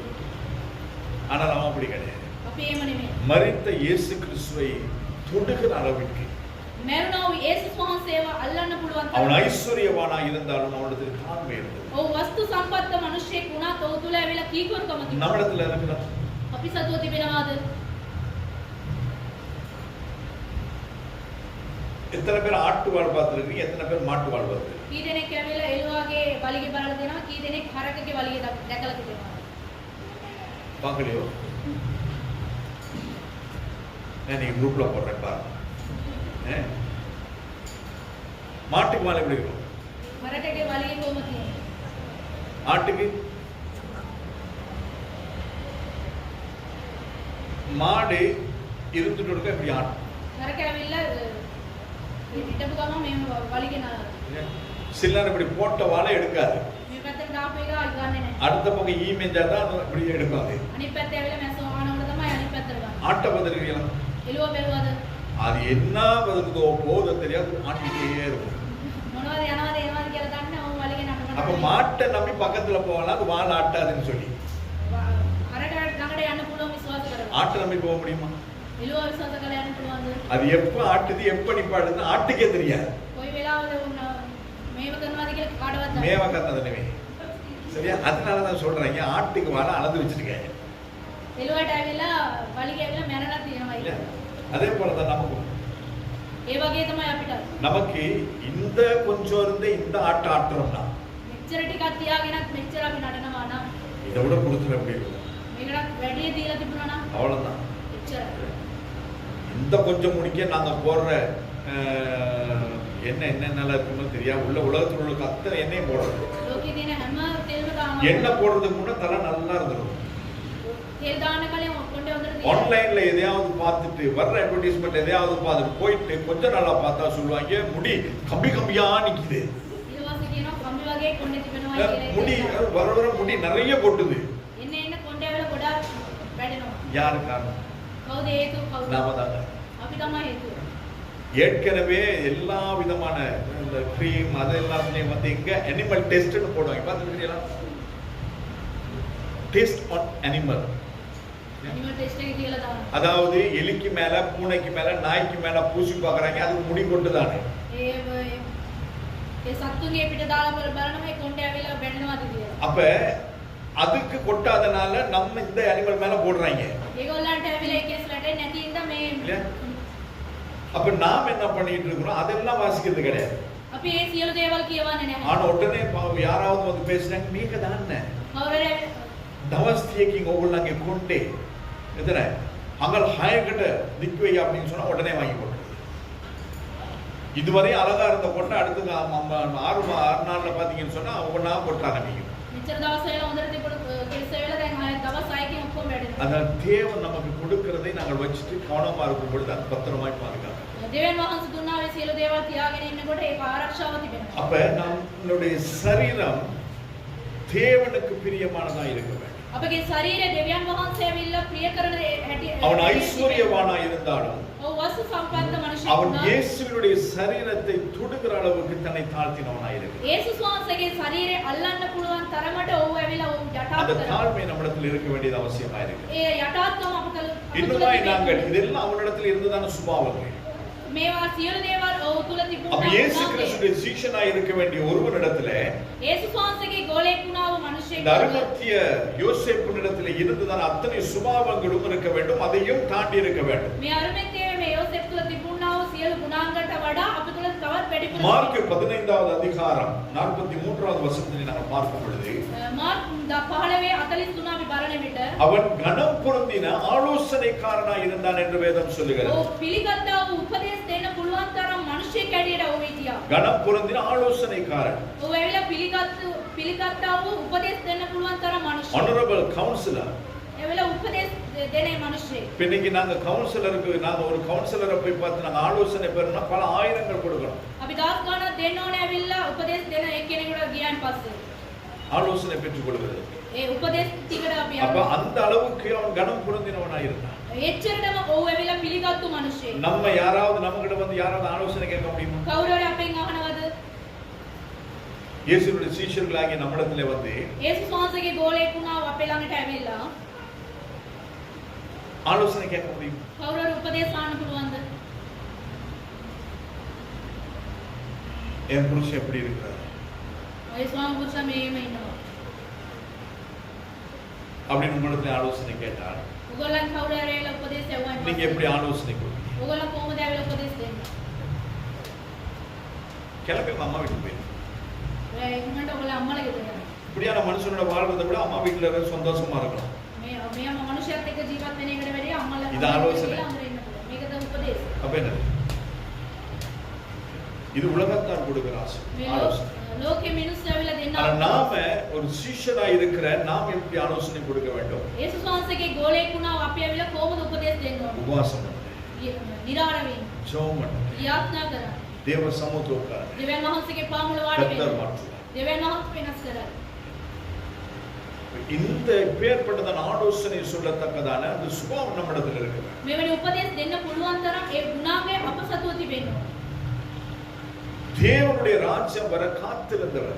දෙවියන් වහන්සේගේ රාජ්‍ය එනතෙක් ඇවිල්ලා ඌ ඇවිල්ලා බලා සිටිය කෙනෙක්. அவன் நல்ல ஆலோசனைக்காரன் மாத்திரமல்ல, ඌ ඇවිල්ලා උපදේශ දෙන මිනිසෙක් විතරක් தேவனுடைய නෙවෙයි. ராஜ்யம் வர காத்திருந்தவன். දෙවියන් වහන්සේගේ රාජ්‍ය කවදාද පැමිණෙයි කියලා බලා සිටපු එක්කෙනෙක්. ஆண்டுடைய வருகைக்காக நாம் காத்திருக்கிறோம். අපි දෙවියන් වහන්සේගේ ඊමේ බලා සිටිනවාද? அதை குறித்து நாம் பேசுவோம், ඒ ගැන තමයි අපි කතා කරන්නේ. வருஷங்களா பேசுவோம், අවුරුදු ගාණක් කතා කරනවා. வாராவாரம் பேசுவோம், සතිපතාව කතා இப்ப කරනවා. கூட அதான் பேசுவோம். දැන්නුත් ඒක තමයි කතා ஆனால் කරන්නේ. கேட்டும் கேளாதவர்கள் போல மந்த செவி உள்ளவர்களாக இருக்கும். අපි ඒක අහලත් අහන්න නැති මන්ත පෝෂණ මිනිස්සු කැඩෙන ඉන්නවා. ஆண்டவருக்கே வர மாட்டார். දෙවියන් වහන්සේ දැම්ම එන්නේ නැහැ. வரும்போது பார்த்துக்கலாம், එන විට බලාගන්න. வரும்போது பார்க்கிறதுக்கு நமக்கு டைம் இருக்காது. එන විට බලන්න වෙලාවක් නැති වෙනවා. அவர் வருகிற நாளையாவது நாளிகையாவது ஒருவரும் அறியார். උන්වහන්සේ එන්න වූ වේලාව සම ඒ තප්පරේ කාටවත් மனுஷ குமாரனும் அறியார். මනුෂ්‍ය පුත්‍රයාටවත් ඒක දන්නේ அப்போடைய නැහැ. ராஜ்யம் வருகிறதுக்கு நாங்கள் 24 மணி நேரம், ஒரு மணி நேரத்தில் இருக்க 60 நிமிஷங்களும் நாங்கள் அந்த வருகைக்காய் காத்திருக்க வேண்டும். උන්වහන්සේගේ රාජ්‍ය එනතෙක් ඇවිල්ලා සම්ම තප්පරයක්ම අපි බලා සිටින්න ඕනේ. லூக்கா 23வது அதிகாரம் 51வது வசனத்திலே நாங்கள் வாசிக்கிறோம். ලූකා 23 ඇවිල්ලා 50 එකේ බලනවා. லூக்கா 23:51. ලූක් 21:53. கர்த்தருடைய யூதருடைய ஆலோசனைக்கும் செய்கைக்கும் சம்மதியாதவன், அநீதியோடும் தேவனுக்கு உகந்ததல்லாத எந்த காரியமானாலும் இணங்காதவன். அந்த சீஷனுடைய சுபாவம் எப்படி இருந்ததா? ඒ ගෝලයාගේ ස්වභාවය කොහොමද තිබෙන්නේ? யூதருடைய ஆலோசனைக்கும் செய்கைக்கும் சம்மதியாதவன். ඒ යුදවරුන්ගේ සෑම කාර්යයට ඇවිල්ලා යොමු වෙන්නේ නැහැ. இயேசு கிறிஸ்து சிலுவையில் அறைவோம், යේසුස් වහන්සේ ඇවිල්ලා කුරුසේ යනකොට அவரை பிடிச்சு நாங்க ஒப்பு கொடுப்போம். උන්වහන්සේ වල්ලලා බාර දෙනවා. அப்படி என்று சொல்லி அவரை குறித்து அவர்கள் ஆலோசனை சொல்லும் பொழுது එයා ගැන ඇවිල්ලා උපදේශ කරනකොට அந்த ஆலோசனைக்கு அவன் ஒத்து போகாதவன். ඒ යෝජනාවට ඇවිල්ලා එකඟ වෙන්නේ නැහැ. இன்னைக்கு நாம சபையை குறித்தும் ஊழியர்களை குறித்தும் யாராவது ஒரு தவறாய் பேசும் பொழுது, தவறான சில காரியங்களை நம்மிடத்துல பேசும் பொழுது நாங்க எப்படி அதுக்கு ரியாக்ட் பண்றோம்? අපේ සභාව ගැන නැත්නම් සේවාව කරන කට්ටිය ගැන වැරදව කියනකොට අපි කොහොමද කියන්නේ? අපි என்ன சொல்றோம்? අපි ඒගොල්ලන්ට උත්තර දෙන්නේ කොහොමද? நானும் பார்த்திருக்கிறேன், මමත් බලලා තිබෙනවා. சிஸ்டர் பேசுறதே சரியில்லை. සිස්ටර් කතා කරන එකම හරි නැහැ. நானும் பார்த்திருக்கிறேன், මමත් බලලා තිබෙනවා. பாஸ்டர் ஒருத்தருக்கு ஒரு மாதிரி, இன்னொருத்தருக்கு இன்னொரு மாதிரி. පාස්ටර් එක්කෙනාට එක විදියට, තව එක්කෙනාට වෙන විදියට බලනවා. நீங்க அப்படி இல்லை. ඔයා එහෙම ඔයගොල්ලෝ එහෙම නෙමෙයි. நடக்கிறத நான் சொல்றேன். වෙන දේවල් මම කියන්නේ. இப்படி செய்கிறோம். අපි එහෙම කරනවාද? ஆனால் கிறிஸ்துவுக்கு உண்மையான சீஷர்களாய் இருப்போமானால் ක්‍රිස්තුස් වහන්සේට සැබෑවන්ත ගෝලයෙක්ව සිටිනවා නම් இதை நாங்கள் செய்வோம். අපි මේවා කරන්නේ නැහැ. யூதாசை போல காட்டி கொடுக்கும் යූදාස් වගේ අපි ඇවිල්ලා பாவம். පාවා දෙන්නේ නැහැ. அப்ப இவனுடைய சுபாவம் என்ன? මෙයාගේ ගුණාංගය කොහොමද? அநீதியோடும் தேவனுக்கு உகந்ததல்லாத எந்த காரியத்தோடும் அவன் இணங்காதவன். අධර්මිෂ්ඨ වුණා වූ සෑම කාර්යයෙන් එකඟ වෙන්නේ නැති මනුස්සයෙක්. தேவனுக்கு பிரியமில்லாத எந்த காரியமானாலும் அவர்கள் செய்ய மாட்டார்கள். දෙවියන් වහන්සේට ප්‍රිය නැති කිසිම දෙයක් වුණත් එයා කරන්නේ නැහැ. நம்மை ஆராதிக்க நாம் எல்லாம் தேவனுக்கு பிரியமானதை செய்கிறோமா? නමස්කාර කරනවා අපි සියලු දේවල් දෙවියන් වහන්සේට ප්‍රිය දේවල් කරනවාද? அப்படி இல்ல. அப்படி செய்யலைன்னா நாங்க இன்னும் ரட்சிக்கப்படவே இல்லை. එහෙම අපි කරේ නැත්නම් ඇවිල්ලා අපි ගැලවීම ලැබලා ஏனென்றால் ரட்சிக்கப்பட்டவன் புது சிருஷ்டியாய் இருக்கிறான். ගැලවීම ලැබු මනුෂ්‍යයා වෙලා අලුත් මෙවිල්ලක් කියලා. பழையவைகள் எல்லாம் ஒளிந்து போய். කරන දේවල් සියලු දේවල් පාවා. ஏதாவது ஒளிந்து போயிருக்குதா? අපි ඒව දේවල් පාවා කියලා இன்னும் சில තිබෙනවා. காரியங்கள் அப்பப்ப வெளியே வந்துட்டு தான் இருக்கு. තවත් සමහර දේවල් ඇවිල්ලා එළියට එනවා. அனாவசியமான வார்த்தைகள், අනාවශ්‍ය වචන, குற்றம் கண்டுபிடித்தல், වැරදි හොයලා එන එක, குறை காணுதல், අඩුපාඩුකම් හොයන එක, மற்றவர்களை குறித்து பொல்லாப்பு பேசுதல், අනිත් අය ගැන මොනවා හරි කියන එක. இதெல்லாம் தேவனுக்கு பிரியமில்லை. මේක දෙවියන් වහන්සේට விபச்சாரமே பண்ணிட்டு வந்த ஸ்திரியை கூட அவர் நியாயம் தீர்க்கவில்லை. ඒ වෛශ්‍යාකම් කරපාපු ඒ ස්ත්‍රියට දෙවියන් වහන්සේ දඩුවම් කරේ නැහැ. தன்னையே காட்டி கொடுக்க போன யூதாசை கூட அவர் ஒண்ணுமே பண்ணல. තමම පාවා දෙන්න ගියා ඔය යූදාස්තවත් මොකුත් කරේ නැහැ. அப்பதை கொடுக்கும் பொழுது சொன்னார், செய்கிறதை சீக்கிரமாய் செய். ඒ රොටි දෙනකොට කිව්වා කරන එක ඉක්මනට කරන්න කියලා. இந்த சுபாவம் நம்மிடத்துல මේ இருக்கு. ගුණාංගය අප තුල තිබෙනවද? அப்படி இல்லைன்னா நான் இன்னும் சீஷனாகவில்லை, එහෙම නැත්නම් තවත් මම ඇවිල්ලා උන්වහන්සේ இன்னும் ගෝලෙක් நான் නෙමෙයි. ரட்சிக்கப்படவில்லை. මම තවත් ඇවිල්ලා ගැලවීම யோவான் 19வது அதிகாரம் 38வது வசனம். යොහන් 19:38 யூதருக்கு பயந்து ඒ යුදවරුන්ට ඒ බය වෙලා அந்தரங்க சீஷனாய் இருந்தவன் ඒ ඇතුලේ ඉන්න அவன் ඕලෙක් துணிந்து பிலாத்துவின் இடத்திலே போகிறான். ආයිමත් උනා ඔව් ඇවිල්ලා පිලාත් ළඟට යනවා. இயேசு கிறிஸ்து உயிரோடு கூட இருந்த வரைக்கும் යේසුස් වහන්සේ ඇවිල්ලා ජීවතුන් අතර ඉන්න තෙක් அவன் அந்த பயந்து ඔව් ඇවිල්ලා බය அவன் වෙලා அந்தரங்க சீஷனாய் இருக்கிறான். ඔව් ඇවිල්ලා එකුණාන්තිගේ ගෝලෙක්ව සිටියා. ஆனால் அவர் மரித்த பின்பதாக උන්වහන්සේ මරුණයින් அவர்தான் இயேசு கிறிஸ்து என்று சொல்லி மெசியா என்பதை அவன் ஊர்ஜிதப்படுத்திக் கொண்ட பின்பதாக උන්වහන්සේ මෙසියා කියලා ඇවිල්ලා ස්ථීර කළායින් அவன் தைரியமாய் ராஜாவினிடத்தில் போனான். ඔවේලා ධෛර්ය මිනිස්සෙකුට இயேசுவோடு கூட රජතුමාට இருந்த 12 சீஷர்களையும் காணல, යේසුස් වහන්සේ ළඟ සිටපු ගෝලයන් 12 දෙනාම නැහැ. ஒரு யோவானை தவிர. එක යෝහන් නැතුව. இந்த யோவான் மட்டும்தான் சிலுவையில் இடத்துல இருந்தார். මේ යෝහන් විතරයි හිටියේ. ஆண்டவரே நீர் எங்க போனாலும் உம்மோடு கூட வருவேன் என்று சொன்ன பேதுருவை காணல. පියාණනේ ඔබ වහන්සේ කොහේ ගියත් මම එනවායි කියපු පේත්‍රස් වත් නැහැ. நீ உம்முடைய ராஜ்யத்தில் நீர் வரும்பொழுது ஒருவன் வலப்பக்கமாயும் ஒரு இடப்பக்கமாயும் இருக்கணும்னு சொல்லி அம்மா கேட்டாங்க. අම්මා ඇහුවා දකුණ පස්ස පිටිපස්ස එක්කෙනෙක් ඉන්නවනේ කියලා. அப்ப இயேசு கிறிஸ்து சொன்னார், அதெல்லாம் எனக்கு தெரியாது, உங்க பிதா தான் அவர் டிசைட் பண்ணணும் யார் எந்த பக்கம் இருக்கணும்னு சொல்லி. அப்படி කවුද කොයි පැත්තේ ඉන්නේ කියලා පියාණන් වහන්සේ තමයි. அப்ப வலது பக்கத்துல இடது பக்கத்துல நிக்கிறேன்னு சொன்னவங்க உட்கார்றேன்னு சொன்னவங்க ஆள காணல. වම් පැත්තේ සයි දකුණු පැත්තේ ඉන්නවයි කියපු කට්ටියත් නැහැ දැන්. இயேசு கிறிஸ்து செத்துட்டாரா இருக்கிறாரா யாரோ தூக்கிட்டு போயிட்டாங்களான்னு தேடி அலைஞ்சு தோமாவையும் காணல. යේසුස් වහන්සේ ඇවිල්ලා මරුණාද නැද්ද නැත්නම් කොහෙන් කවුරු ඉස්සගෙන ගියාද කියලා. ஆனால் அதுவரையும் ரகசியமா இருந்த இந்த அரிமத்தியா ஊரானாகிய யோசேப்பு මේ අරිමැතිය යෝවන්න යෝසේපු නැමැති මේ මිනිසයා அவன் தைரியமாய் ராஜாவினிடத்தில் ඒ ඇවිල්ලා ධෛර්ය මිනිස්සෙක් ඇඩිය රජතුමා ළඟට යනවා. 12 சீஷர்கள் அந்த இடத்துல இல்லை. ගෝලයන් 12 දෙනා නැහැ. 70 சீஷர்கள் அந்த இடத்துல இல்லை. ගෝලයන් 70 දෙනාවත් ඒ ஆண்டவரிடத்திலே வந்து அற்புதங்களை பெற்றுக்கொண்டவர்கள் அந்த இடத்துல இல்லை. දෙවියන් වහන්සේගෙන් පුදුම දේවල් බලපු அந்த இடத்துல வந்து ஆகாரம் சாப்பிட்டவர்கள் அந்த இடத்துல இல்லை. එයත් එක්ක ඇවිල්ලා කෑම කාපේ කට්ටියවත් නැහැ. அதுவரையிலும் மறைமாய் இருந்தது சீஷன் அவருடைய சிலுவையிலே போய் அவருடைய சரீரத்தை வாங்கினார். එච්චර කාලය ඇවිල්ලා සැඟවිලා සිටියා මේ ගෝලයා තමයි පිලාතෙන් ගිහලා ශරීරය ගිහලා. நம்முடைய ஸ்தானம் எதுவா இருக்கிறது? අපේ ස්ථානේ කොයි ස්ථානයේද තිබෙන්නේ? மத்தேயு 10வது அதிகாரம் 37 38வது வசனங்களை நாங்கள் வாசிக்கிறோம். මතේ 10 38 37 38 බලනවා. மத்தேயு 10வது அதிகாரம் 37 38. මතේ 10 37 38. தகப்பனையாவது தாயையாவது என்னிலும் அதிகமாய் நேசிக்கிறவன் எனக்கு பாத்திரன் அல்ல. மகனையாவது மகளையாவது என்னிலும் அதிகமாய் நேசிக்கிறவன் எனக்கு பாத்திரன் அல்ல. தன் சிலுவையை எடுத்துக்கொண்டு என்னை பின்பற்றாதவன் எனக்கு பாத்திரன் அல்ல என்று சொல்லி ஆண்டவராகிய இயேசு கிறிஸ்து திட்டமும் தெளிவுமாய் சொல்லி வைத்திருக்கிறார். මට වඩා පියාටවත් මටවත් ප්‍රේම කරන්නව මට සුදුසු නොවේ. මට වඩා පුතාටවත් දුවටවත් ප්‍රේම කරන්නව මට සුදුසු නොවේ. එහෙම කියලා යේසුස් වහන්සේ කියනවා. இயேசு கிறிஸ்துக்கு பிறகுதான் எல்லாரும்.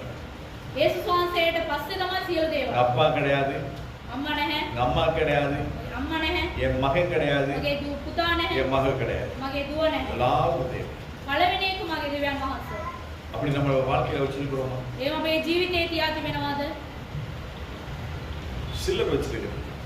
ගොඩක් කට්ටිය තවත් இன்னும் சிலருடைய வாழ்க்கையில் அந்த இடத்துக்கு வரவில்லை என்று நான் நம்புகிறேன். සමහර කට්ටිය ඒ ස්ථානයට ඇවිල්ලා නැහැ කියලා அந்த இடத்துக்கு வரணும். ඒ ස්ථානයට එන්න ඕන. அந்த இடத்துக்கு வரணும். ඒ ස්ථානයට එන්න ඕන. கிறிஸ்துவுக்காக எதையும் இழக்க ஒரு சீஷன் ஆயத்தமாக இருக்கிறது. ක්‍රිස්තුස් වහන්සේ තුල ක්‍රිස්තුස් වහන්සේ උදෙසා සියලු දේවල් නැති කරන්නට ඒක ගෝලයක් ඇවිල්ලා සූදානම්. தன்னுடைய ஜீவனையே இழக்கிறதுக்கு அவன் ஆயத்தமாக இருக்கிறான். තමගේ ජීවිතයම නැති කරන්නට ඇවිල්ලා ඔය ඇවිල්ලා තාම සුදුසු කරගන්න. ஏனென்றால் எனக்காய் ஜீவன் கொடுத்தவர் அவர் மட்டும். මා උදෙසා ජීවනය දුන්නේ උන්වහන්සේ විතරමයි. ஐயோ அப்பா நீங்க இல்லாம நான் இப்படி வாழ்வேன். අයියෝ තාත්තේ ඔබ නැතුව කොහොමද මම ජීවත් யாரு? වෙන්නේ? மனைவி சொல்றான். බායන් කියනවා. நீ இல்லாத ஒரு நிமிஷத்தை கூட என்னால நினைச்சு பார்க்க முடியாது. ඔයා නැති තප්පරයක්වත් මට ඉතල බලන්නවත් බෑ. யார் சொல்லுவார்? කවුද කියන්නේ? புருஷர் சொல்லுவார். ඒ ස්වාමි පුරුෂයා කියනවා. எங்க அம்மா அப்பா இல்லனா எங்களுக்கு வாழ்க்கையே இல்ல. ඔය අම්මා තාත්තා නැත්තම් මගේ ජීවිතේම නැහැ. பிள்ளைகள் சொல்லுவாங்க. දරුවන් කියනවා. கடைசில அவங்களே வசமாச்சுறாங்க. ඊට පස්සේ ඒගොල්ලෝ වසති කරනවා. நீ அதான் நடந்துச்சு. ඒක තමයි සිදු වෙන්නේ දැන්. 13 வயசுக்குள்ள அம்மாவுக்கு பெட்ரோலை ஊத்தி எரிக்கிற அளவுக்கு கொடூரமாய் மாறி இருக்கிறார்கள் என்று சொன்னால் 13 ඇවිල්ලා දරුවෙක් ඇවිල්ලා තමගේ මවට ඇවිල්ලා පෙට්‍රෝල් දාලා ගිනි තියෙන නපුරු කාලේ எதுவும் ඉන්නවා. எப்பொழுதும் நடக்கும். මොන දේ වුණත් කොයි කාලේ වුණත් ඒක සිදු ஆனால் වෙනවා. எல்லா சூழ்நிலைகளிலும் நம்மை நேசிக்கிற நம்மை விசாரிக்கிற ஒருவர் என்று சொன்னால் நம்முடைய கர்த்தராகிய இயேசு கிறிஸ்து மட்டும். කොයි වාතාවරණේ වුණත් අපි ප්‍රේම කරන්න අපි හොයලා බලන්න එකම දෙවියන් වහන්සේ அப்ப அந்த இயேசு கிறிஸ்துவுக்கு நம்முடைய வாழ்க்கையில முதல் ஸ்தானத்தை கொடுக்கிறவன் தான் உண்மையான சிஷ்யன். යේසුස් වහන්සේට තමගේ ජීවිතේ පළවෙනි ස්ථානයේ දෙන එක්කෙනා තමයි සැබෑව ගෝලයා. மார்க் 15:21 நாம் வாசிக்கிறோம். මාර්ක් 15:23 අපි බලනවා. 21 අපි மார்க் බලනවා. 15:21 මාර්ක් 15:21 சீரேனே ஊரானாலும் அலெக்சாந்தருக்கு சிப்புக்கும் தகப்பனுமாகிய சீமோன் எனப்பட்ட ஒருவன் நாட்டில் இருந்த அவுளியர் வருகையில் அவருடைய சிலுவையை சுமக்கும்படி அவனை பலவந்தம் பண்ணினார்கள். இந்த இடத்துல என்ன நடக்கிறது? මේ ස්ථානයේ මොනවද සිදු වෙන්නේ?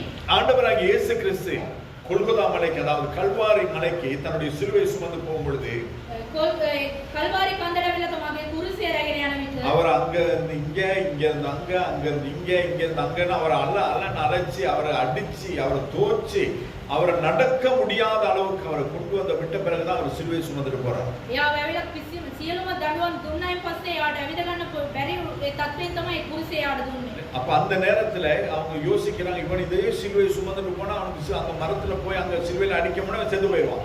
එයා මේ කුරුසිය රැගෙන යනකොට එයා කුරුසියට ගාන්න කලින් එයා මැරිලා යයි. அப்ப வழியிலேயே அவன் சாவ கூடாது.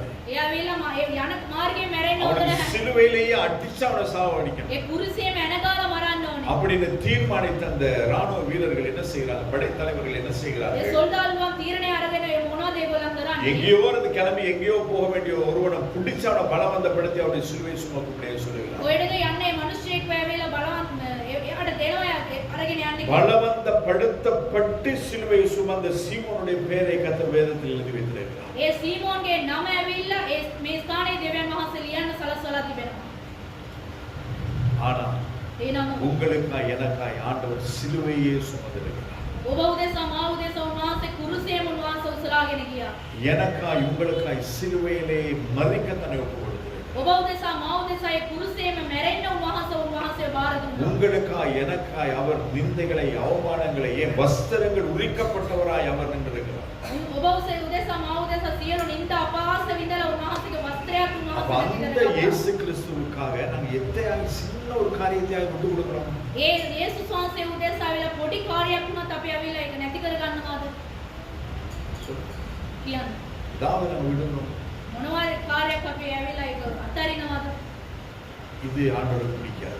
මේක දෙවියන් වහන්සේට කැමති නැහැ. இது தேவனுக்கு பிரியமில்லாத. මේක දෙවියන් වහන්සේට ප්‍රිය නැති දෙයක්. என்னை ஆண்டவர் இவ்வளவாய் நேசிக்கிறார். මාව දෙවියන් වහන්සේ මේ ආකාරයට அப்ப இவருக்கு இத்தையாகிலும் நான் விடலன்னு சொன்னா எப்படி? දෙවියන් වහන්සේ උදෙසා මේකවත් මම අත්හැරියේ නැත්තම් කොහොමද? விடுறோம். අපි අත්හරිනවාද? ஜெஷுவுக்கு 5 ஸ்டார் ஹோட்டல்ல வேலை கிடைச்சு. ජෙසුට ඇවිල්ලා 5 star hotel එකේ වැඩක් අම්මා. Aik and Spence Hotels group of companies. A company එකේ ඇවිල්ලා වැඩක් අම්මා. நான் தான் கூட்டிட்டு போயிருக்கேன். පාෂ තමයි ඉතරගෙන ගිහලා දුන්නේ. ஒரு ஹோட்டல்ல இல்ல முடியாதுன்னு சொல்லி நாங்க சொல்லவும் ඒක hotel එකේ බෑ කියලා කිව්වා. முதல்ல பமுனுகமையில இருக்கிற ஹோட்டல்ல கிடைச்சு. පළවෙනි එක පමුණුගම hotel එකේ. நாங்க சொல்ல முடியாது. අපි කිව්වා බෑ. ஏன்னு சொன்னா ரொம்ப தூரம். ගොඩක් දුර. அப்ப அவங்க சொன்னா கொழும்பு 7 ஒன்று இருக்குது அதுல கொடுத்தான். කොළඹ 7 තිබෙන ඒකට යන්න. அதுக்கப்புறம் இன்னொன்று நிகம்ல இருக்கிறது கொடுத்தான். නිගම් වේගේ තියෙන එකට කිව්වා. அப்ப எல்லாம் கேட்டு நாங்க சொன்னா அவன் ஞாயிற்றுக்கிழமை லீவு. ඒ ඔක්කොම කියලා අපි කිව්වා ඉරිදාට බෑ නිමාඩු. அவங்க சொன்னாங்க முடியாது.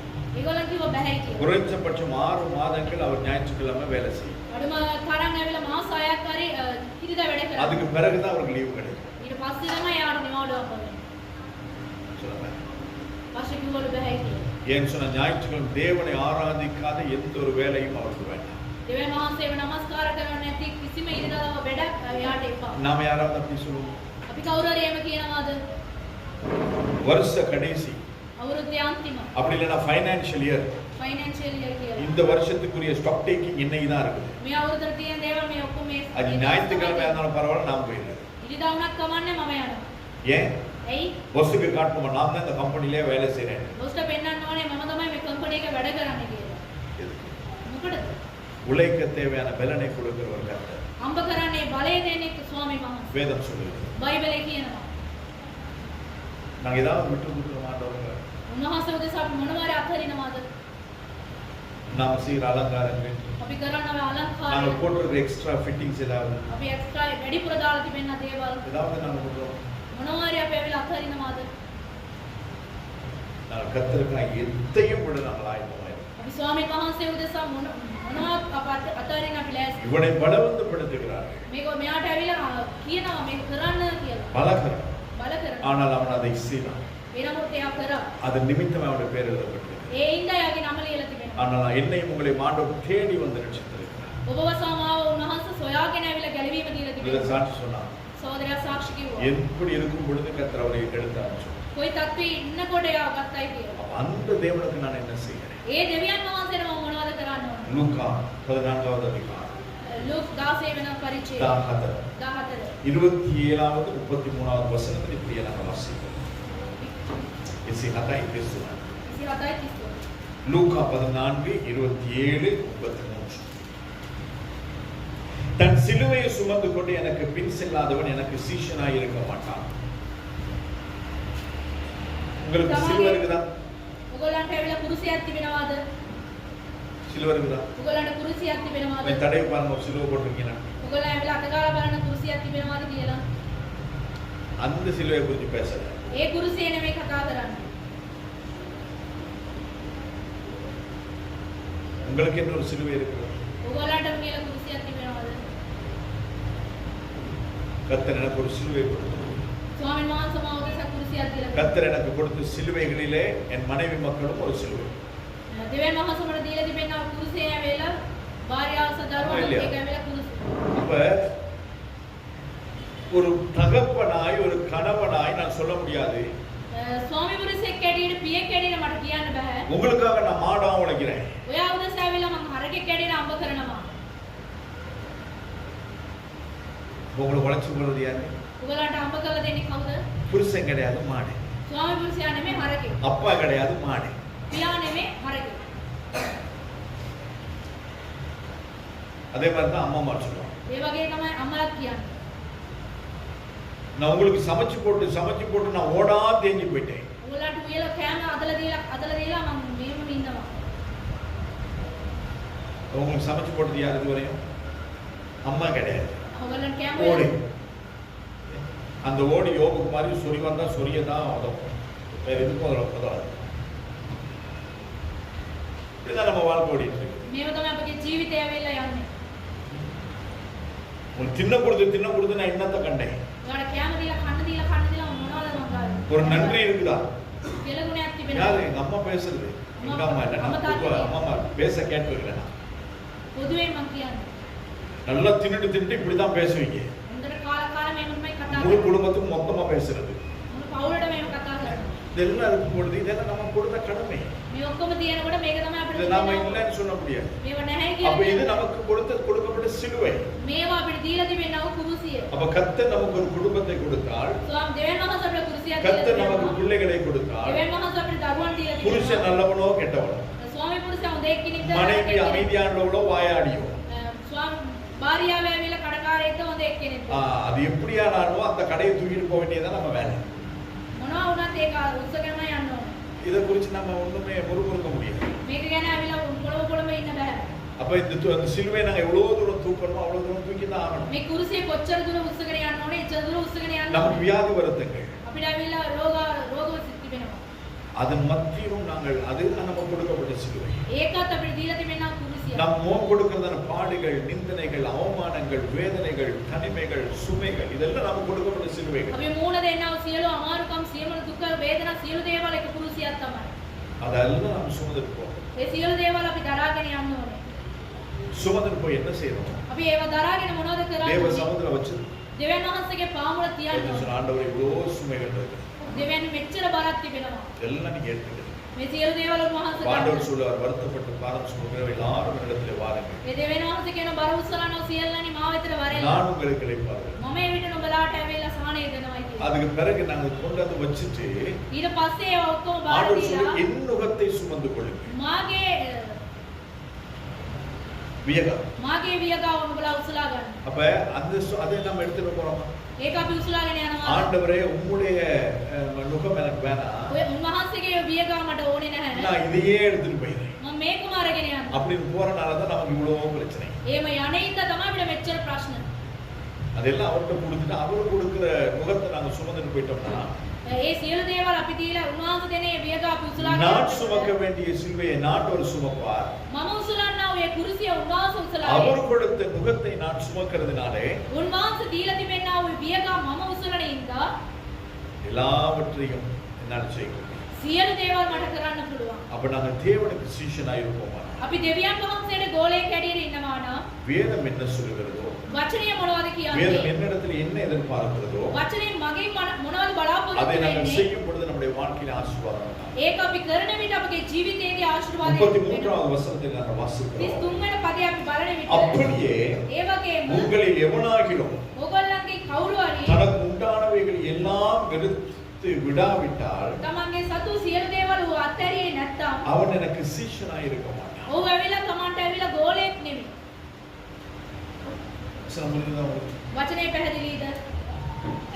அப்படியே ඒ වගේම உங்களில் எவனாகிலும் ඕගොල්ලන්ගෙන් කවුරු හරි தனக்கு உண்டானவைகள் எல்லாம் තමා සතු තිබෙනා වූ සියල්ලම வெறுத்து விடாவிட்டால் අත්හැරියේ නැත්තම් அவன் எனக்கு சீஷனாய் இருக்கிறான். ඌ ඇවිල්ලා මට ගෝලයක් නෙමෙයි. உங்களிடத்துல இருக்கிறத நீங்க வெறுக்கிறீங்களா? ඔයගොල්ලන් සතු තිබෙන එක ඔයගොල්ලන් ඇවිල්ලා ඒක අත්හරිනවාද? உங்களுக்கு தான் தெரியும். ඔයගොල්ලන්ට තමයි දන්නේ. பாட்டு தெளிவாய் சொல்லு, வேதம் தெளிவாய் சொல்லுகிறது, වචනේ පැහැදිලිව කියනවා அவருக்கு சீஷனாய் இருக்க வேண்டுமானால் උන්වහන්සේට ගෝලයෙකු සිටින්න ඕනේ නම් எனக்கு உண்டானவைகள் எல்லாவற்றையும் நான் வெறுக்க வேண்டும். මා තුළ තිබෙනා වූ සියලුම දේවල් අත්හරින්න ඕනේ. ஆகாரம் இருக்கலாம், කෑම වෙන්න පුළුවන්. எங்களுடைய அலங்காரமா මගේ இருக்கலாம், අලංකාරය වෙන්න පුළුවන්. எங்களுடைய விருப்பு வெறுப்பா අපගේ இருக்கலாம், ආස්ථාව නැතිවීම වෙන්න என்னுடைய පුළුවන්. குடும்ப அங்கத்தவர்களா இருக்கலாம், අපේ පවුලේ ඉන්න කට්ටිය වෙන්න நான் පුළුවන්. செய்கிற வேலையா මම இருக்கலாம், කරන්නව වැඩක් වෙන්න ஏன் පුළුවන්. நான் செய்கிற ஊழியமாகவே இருக்கலாம். මම කරන්නව සේවාවක් වෙන්න පුළුවන්. விருப்பம் අපි ඇවිල්ලා ඒක අතරිනවද? கிடையாது. නැහැ. நான் முன்ன சனிக்கிழமையிலலாம் கூட நான் நிறைய மொபைல் பார்க்குறேன். සෙනසුරාදා දවස්වල ඇවිල්ලා පාෂා ඇවිල්ලා ෆෝන් එක බලනවා. என் மனைவி சொன்னான், සිස්ටර් කියනවා ஞாயிற்றுக்கிழமை நீங்க பிரசங்கம் பண்ணணும் தானே, ඉරිදාට ඇවිල්ලා දේශනා කරන්න ඕනේ. கர்த்தர் ஊழியம் செய்யணும் தானே, දෙවියන් වහන්සේට සේවා කරන්න. சனிக்கிழமை முழுக்க நீங்க போனை பார்த்துட்டு සෙනසුරාදා දවසම ෆෝන් එක ඔබ காலை நீ என்ன போனை பார்த்துட்டு දේශන නැගිට ගමන් ෆෝන් එක බලනවා. அதுக்கு பிறகு எப்படி நீங்க போய் தேவ சமூகத்தில் ඊට පස්සේ කොහොමද දෙවියන් වහන්සේගේ පාමුල ඉන්නේ? உண்மை. ඇත්ත තමයි. இப்ப நான் சனிக்கிழமையில மற்ற நாட்களிலும் கூட போன் பார்க்கறது குறைச்சிட்டேன். අනිත් දවස්වලත් ෆෝන් එක බලන එක අඩු කරා. ஏன் இதை நான் சொல்லுகிறேன்? ඇයි මම මේවා කියන්නේ? எல்லாம் நம்முடைய வாழ்க்கையில நமக்கு தெரியாமலே நமக்கு வருகிற காரியங்கள். අපගේ ජීවිතයේදී අපි දන්නේ නැතුවම කරනා වූ දේවල්. அப்ப அப்பேற்பட்டதான காரியங்கள் கர்த்தருக்கு சீஷனாய் இருக்கவோ அல்லது கர்த்தருக்கு பிரியமாய் இருக்கவோ அது நம்முடைய வாழ்க்கையில தடையாய் வருமானால் தடையாய் வருகிற காரியங்கள் நாங்கள் வைக்கிறது நல்லது. මෙවැනි දේවල් අපගේ ජීවිතය ඇවිල්ලා දෙවියන් වහන්සේගේ ගෝලයක් වෙන්න එකට ඒක ඇවිල්ලා බාධාවක් වෙනවා නම් ඒවා ඇවිල්ලා අපි ඈත් කරගන්න. அப்ப எதெல்லாம் நமக்கு தடையாய் வருகிறதோ அந்த காரியங்கள் நம்மை விட்டு அகற்றும் பொழுது நாங்கள் கர்த்தருக்கு சீஷனாய் இருக்கோம். අපි මෙවැනි දේවල් මෙවැනි බාධාවල් අපි අයින් කරනකොට තමයි දෙවියන් වහන්සේගේ ගෝලයක් වෙන්නේ. சிலர் ஒரு ஊழியக்காரனா நமக்கு நீங்க கண்ண மறைச்சு காரியங்களை செய்யலாம். සේවය කරන එක්කෙනාට ඇවිල්ලා මේක සංගවලා කරන්න ஆனா தேவ පුළුවන්. சமூகத்துல நின்று நான் ஒரு காரியத்தை சொல்றேன். දෙවියන් වහන්සේගේ පාමුලේ ඉඳලා කාර්යයක් කියන්න. ஆனா எனக்கு மறைச்சு நீங்க நிறைய காரியங்கள் செய்ய முடியாது. පාස්ටර්ට ඇවිල්ලා හංගවලා கர்த்தரா மறைச்சா உண்டு. දෙවියන් වහන්සේ මේක හංගවනවා නම් நீங்க ඒක கேட்கலாம், ஊழியக்காரனுக்கு கர்த்தர் மறைப்பாரா? සේවක දෙවියන් වහන්සේගේ සේවකයන් மறைப்பா. ඒක හංගවයි. எலியாவுக்கே தெரியாத அந்த அம்மாவுக்கு அந்த வீட்டுல தான் வந்து தங்கிட்டு போறாரு.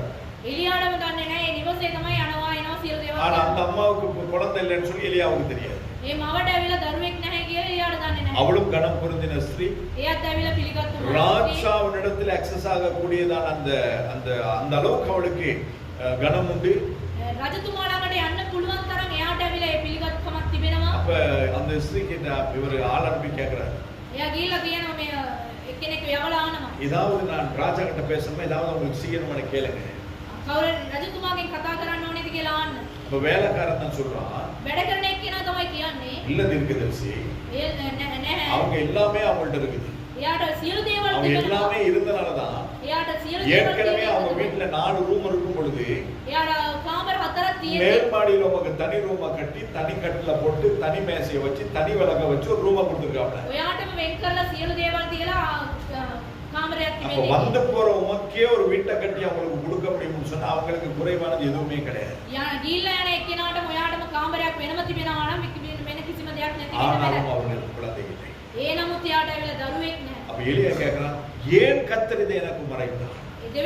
එලියානම ඇයි දෙවියන් වහන්සේ මට මේක සැඟවුවේ? இப்ப கர்த்தர் மறைக்கிற காரியங்களும் දෙවියන් වහන්සේ ඇවිල්ලා හංගවන දේවලුත් තියෙනවා. மறைக்க ஒரே ஒரு காரணம், ඒක සංගවන්න එකම හේතුව உங்களை வெட்கப்படுத்த கூடாதுன்னு கர்த்தர் விரும்புகிறார். ඕගොල්ලන්ව ලැජ්ජාවට පත් කරන්න හොඳ නැහැ කියලා දෙවියන් වහන්සේ බලනවා. அப்ப உங்களை நீங்களா வெட்கப்படாதபடிக்கு நீங்க வகை பார்த்துக் கொள்ள வேண்டும். ඕගොල්ලන්ව ලැජ්ජාවට පත් වෙන්නේ නැතුව ඕගොල්ලන්ම ඒක වග බලා ගන්න. புரியுதா? තේරෙනවද? மேயிற மாட்டை பார்த்துருக்கீங்களா? මේක කනකොල කනම හරකව දැකලා තියෙනවද? அதாவது கழுத்துல கயிறு கட்டி மேய விட்ட மாடுகள். බෙල්ලේ මේ කඹයක් යට ගාලා කනකොල කනම හරකව எத்தனாவது பேர் பார்த்து? කී දෙනෙක් දැකලා තියෙනවද? அது என்ன செய்யும்னா මොනවද ஒரு කරන්නේ? பூஞ்சை அடிச்சுதான் அதை மேய விடுவான். ඒක එක තැනක ජඩ அப்படின்னா ගාලා ஒரு மரத்துல கட்டி விட்டுருவான். ඒ ගහක ජඩ ගාලා තියෙනවා. அது அந்த அப்படியே இருக்கிற புள்ளெல்லாம் அப்படியே மேஞ்சி மரத்தை சுற்றி வரும். එයා වෙල තිබෙනව තනකල ටික ඔක්කොම කාලා ඒ වටේ කැරකි ඉන්නවා. சரியா? அப்படியே சாப்பிட்டு வந்து එහෙම කැරකිලා කාලා ඇවිල්ලා ஒரு இடத்துல வந்து இப்ப நிக்கணும். එක තැනක ඇවිල්ලා එම්ම ඉන්නවා. ஏன்? එයි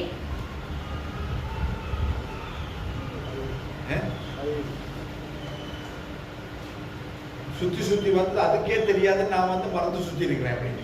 ඒ කැරකිලා ඇවිල්ලා එයාටම දන්නේ ගාවට ඉන්නේ කියලා. இப்படி சுத்த இப்படி இறுக்கி நிக்கிற மாட்டுக்கு தெரியாது நான் திருப்பி அதை இதுல இருந்து எப்படி ரிலீஸ் ஆகுறதுன்னு சொல்லி. ඒ අරකට දන්නේ නැහැ කොහොමද එයාට ඇවිල්ලා ඒකෙන් රිලීස් වෙන්නේ. அப்ப அத மாதிரி தான் ஆண்டவர் நமக்கு ஒரு கயித்தை கட்டி விட்டுருக்கிறார். දෙවියන් වහන්සේ ඇවිල්ලා කඹයක් ගැට ගාලා තියලා තියෙනවා. ஓ நான் ஃப்ரீயா தான் இருக்கிறேன் நான் நினைச்சுக்கிறது. මම ඇවිල්ලා සියලු නිදහසින් ඉන්නවා ஆனா කියලා. கயிறு அவர் கையில தான் இருக்குது. ඒ කඹය ඇවිල්ලා එයාගේ අතේ තියෙන්නේ. அதனால தான் யமதர்மராஜா வரும்பொழுது என்ன தெரிஞ்சுட்டு வருவாராம். ඒ හැමදේම රාජ එනකොට මොනවද කියන්නේ? கயிறோட வந்து இப்படி போட்டு அப்படி இருத்தாருன்னா அவ்வளவுதான். කඹය අරගෙන දාලා ගත්තොත් ඉවරයි. அவர் எடுத்துட்டு வந்து போடுவாரு, நம்ம ஆளு போட்டே விட்டுருக்காரு. එයා ඇවිල්ලා ගෙනල්ලා දානවා අපේ කෙනා ඇවිල්ලා අල්ලගෙන ඉන්නවා. அதான் வித்தியாசம். ඒක තමයි அவர் වෙනස. வந்து போட்டு தூக்கிடுவான், එයා දාලා நம்ம ගන්නවා. ஆளு போட்டு விட்டுருக்காரு, එයා දාලා අතහැරලා තියෙනවා. நீயே ஒரு நேரத்துல வந்து தூக்கிடுவ அப்படின்னு. ඔයා මේක දැනක ඇවිල්ලා පුස්තකෙන්. அப்ப நமக்கு கொடுக்கப்பட்டிருக்கிற அந்த இதுல கப் நம்மளே வச்சிட்டு இருந்தோம்னு சொன்னா எப்பயும் சமாதானமா புள்ளி மேய்ஞ்சிட்டு இருக்கலாம். අපි ඇවිල්ලා එයා තාපාති වෙන කාර්යය ඉන්නවනම් අපිට සමාදානයෙන් ඉන්න පුළුවන්. நம்ம இறுக்கிக் கொள்ளாதபடிக்கு பார்த்துக்கணும். ඒකෙන් ඇවිල්ලා ඉර වෙන්නේ නැතුව අපි වග බලා அப்ப ගන්නවා. நமக்கு அந்த நம்ம தேவனுக்காய் வெறுக்க தேவனுக்காய் வாழ நாம் நம்மை விட்டுக்கிறோம். අපි දෙවියන් වහන්සේ උදෙසා ජීවත් වෙන අපිව අපි අතාරින්න ඕන. அப்ப இந்த யோசேப்பின் இடத்துல இருந்துதானே இந்த சுபாவங்கள். මේ යෝසෙෆ් තුළ තිබිච්චා වූ මේ ගුණාංගය அவனும் ஒரு சீஷனாய் இருந்தான், එයාත් එක ගෝලෙක්ව සිටියා. ஐஸ்வர்யவானாய் இருந்தான், වස්තු සම්පන්න அவன் මනුෂ්‍යයෙක් හිටියා. ஆலோசனைக்காரனாய் இருந்தான், උපදේශ දෙන්නා වූ මනුෂ්‍යයෙක් හිටියා. அவனுக்கென்று சொத்து இருந்தது, එයාටම කියලා ඇවිල්ලා වස්තු ராஜாவிடத்தில் எக்ஸஸ் ஆகக்கூடியதான அதிகாரம் இருந்தது. රජතුමා ළඟට යන්නා වූ ඒ බලය වූ සතු තිබුණා. அவனுக்கு அவன் அது மாத்திரமல்ல, அவன் வந்து மற்றவங்களோடு கூட தவறான காரியங்களிலே அவன் இணைந்து கொள்ள மாட்டான். අනිත් අයත් එක්ක ඒ වැරදි කාර්යයට එයා එකඟ වෙන්නේ නැහැ. அப்பேற்பட்டதான சுபாவங்களோடு கூட நானும் நீங்கள் வாழ்வோமானால் මෙවැනි ගුණාංගය තුළ ඔබ සහ මම ජීවත් වෙනවා නම් நாங்கள் இயேசு கிறிஸ்துவின் சீஷர்களாக இருப்போம். අපි යේසුස් වහන්සේගේ ගෝලයෙක්ව සිටිනවා. அவர் இருக்கிற இடத்துல நானும் நீங்கள் இருப்போம். එයා ඉන්නා වූ ස්ථානයේදී ඔබ සහ මම ඉන්නවා. ஹalleluya. හලෙලූයා. கர்த்தர் உங்களை ஆசீர்வதிப்பார். දෙවියන් වහන්සේ ඔයගලන්ට ආශිර්වාද කරනවා. ஜெபம் பண்ணுவோம். අපි යාඥා இந்த කරමු. வசனங்களை மறுபடியும் வாசித்து பாருங்க. මේ වචනය ඇවිල්ලා නැවත தியானித்து වතාවක් பாருங்க.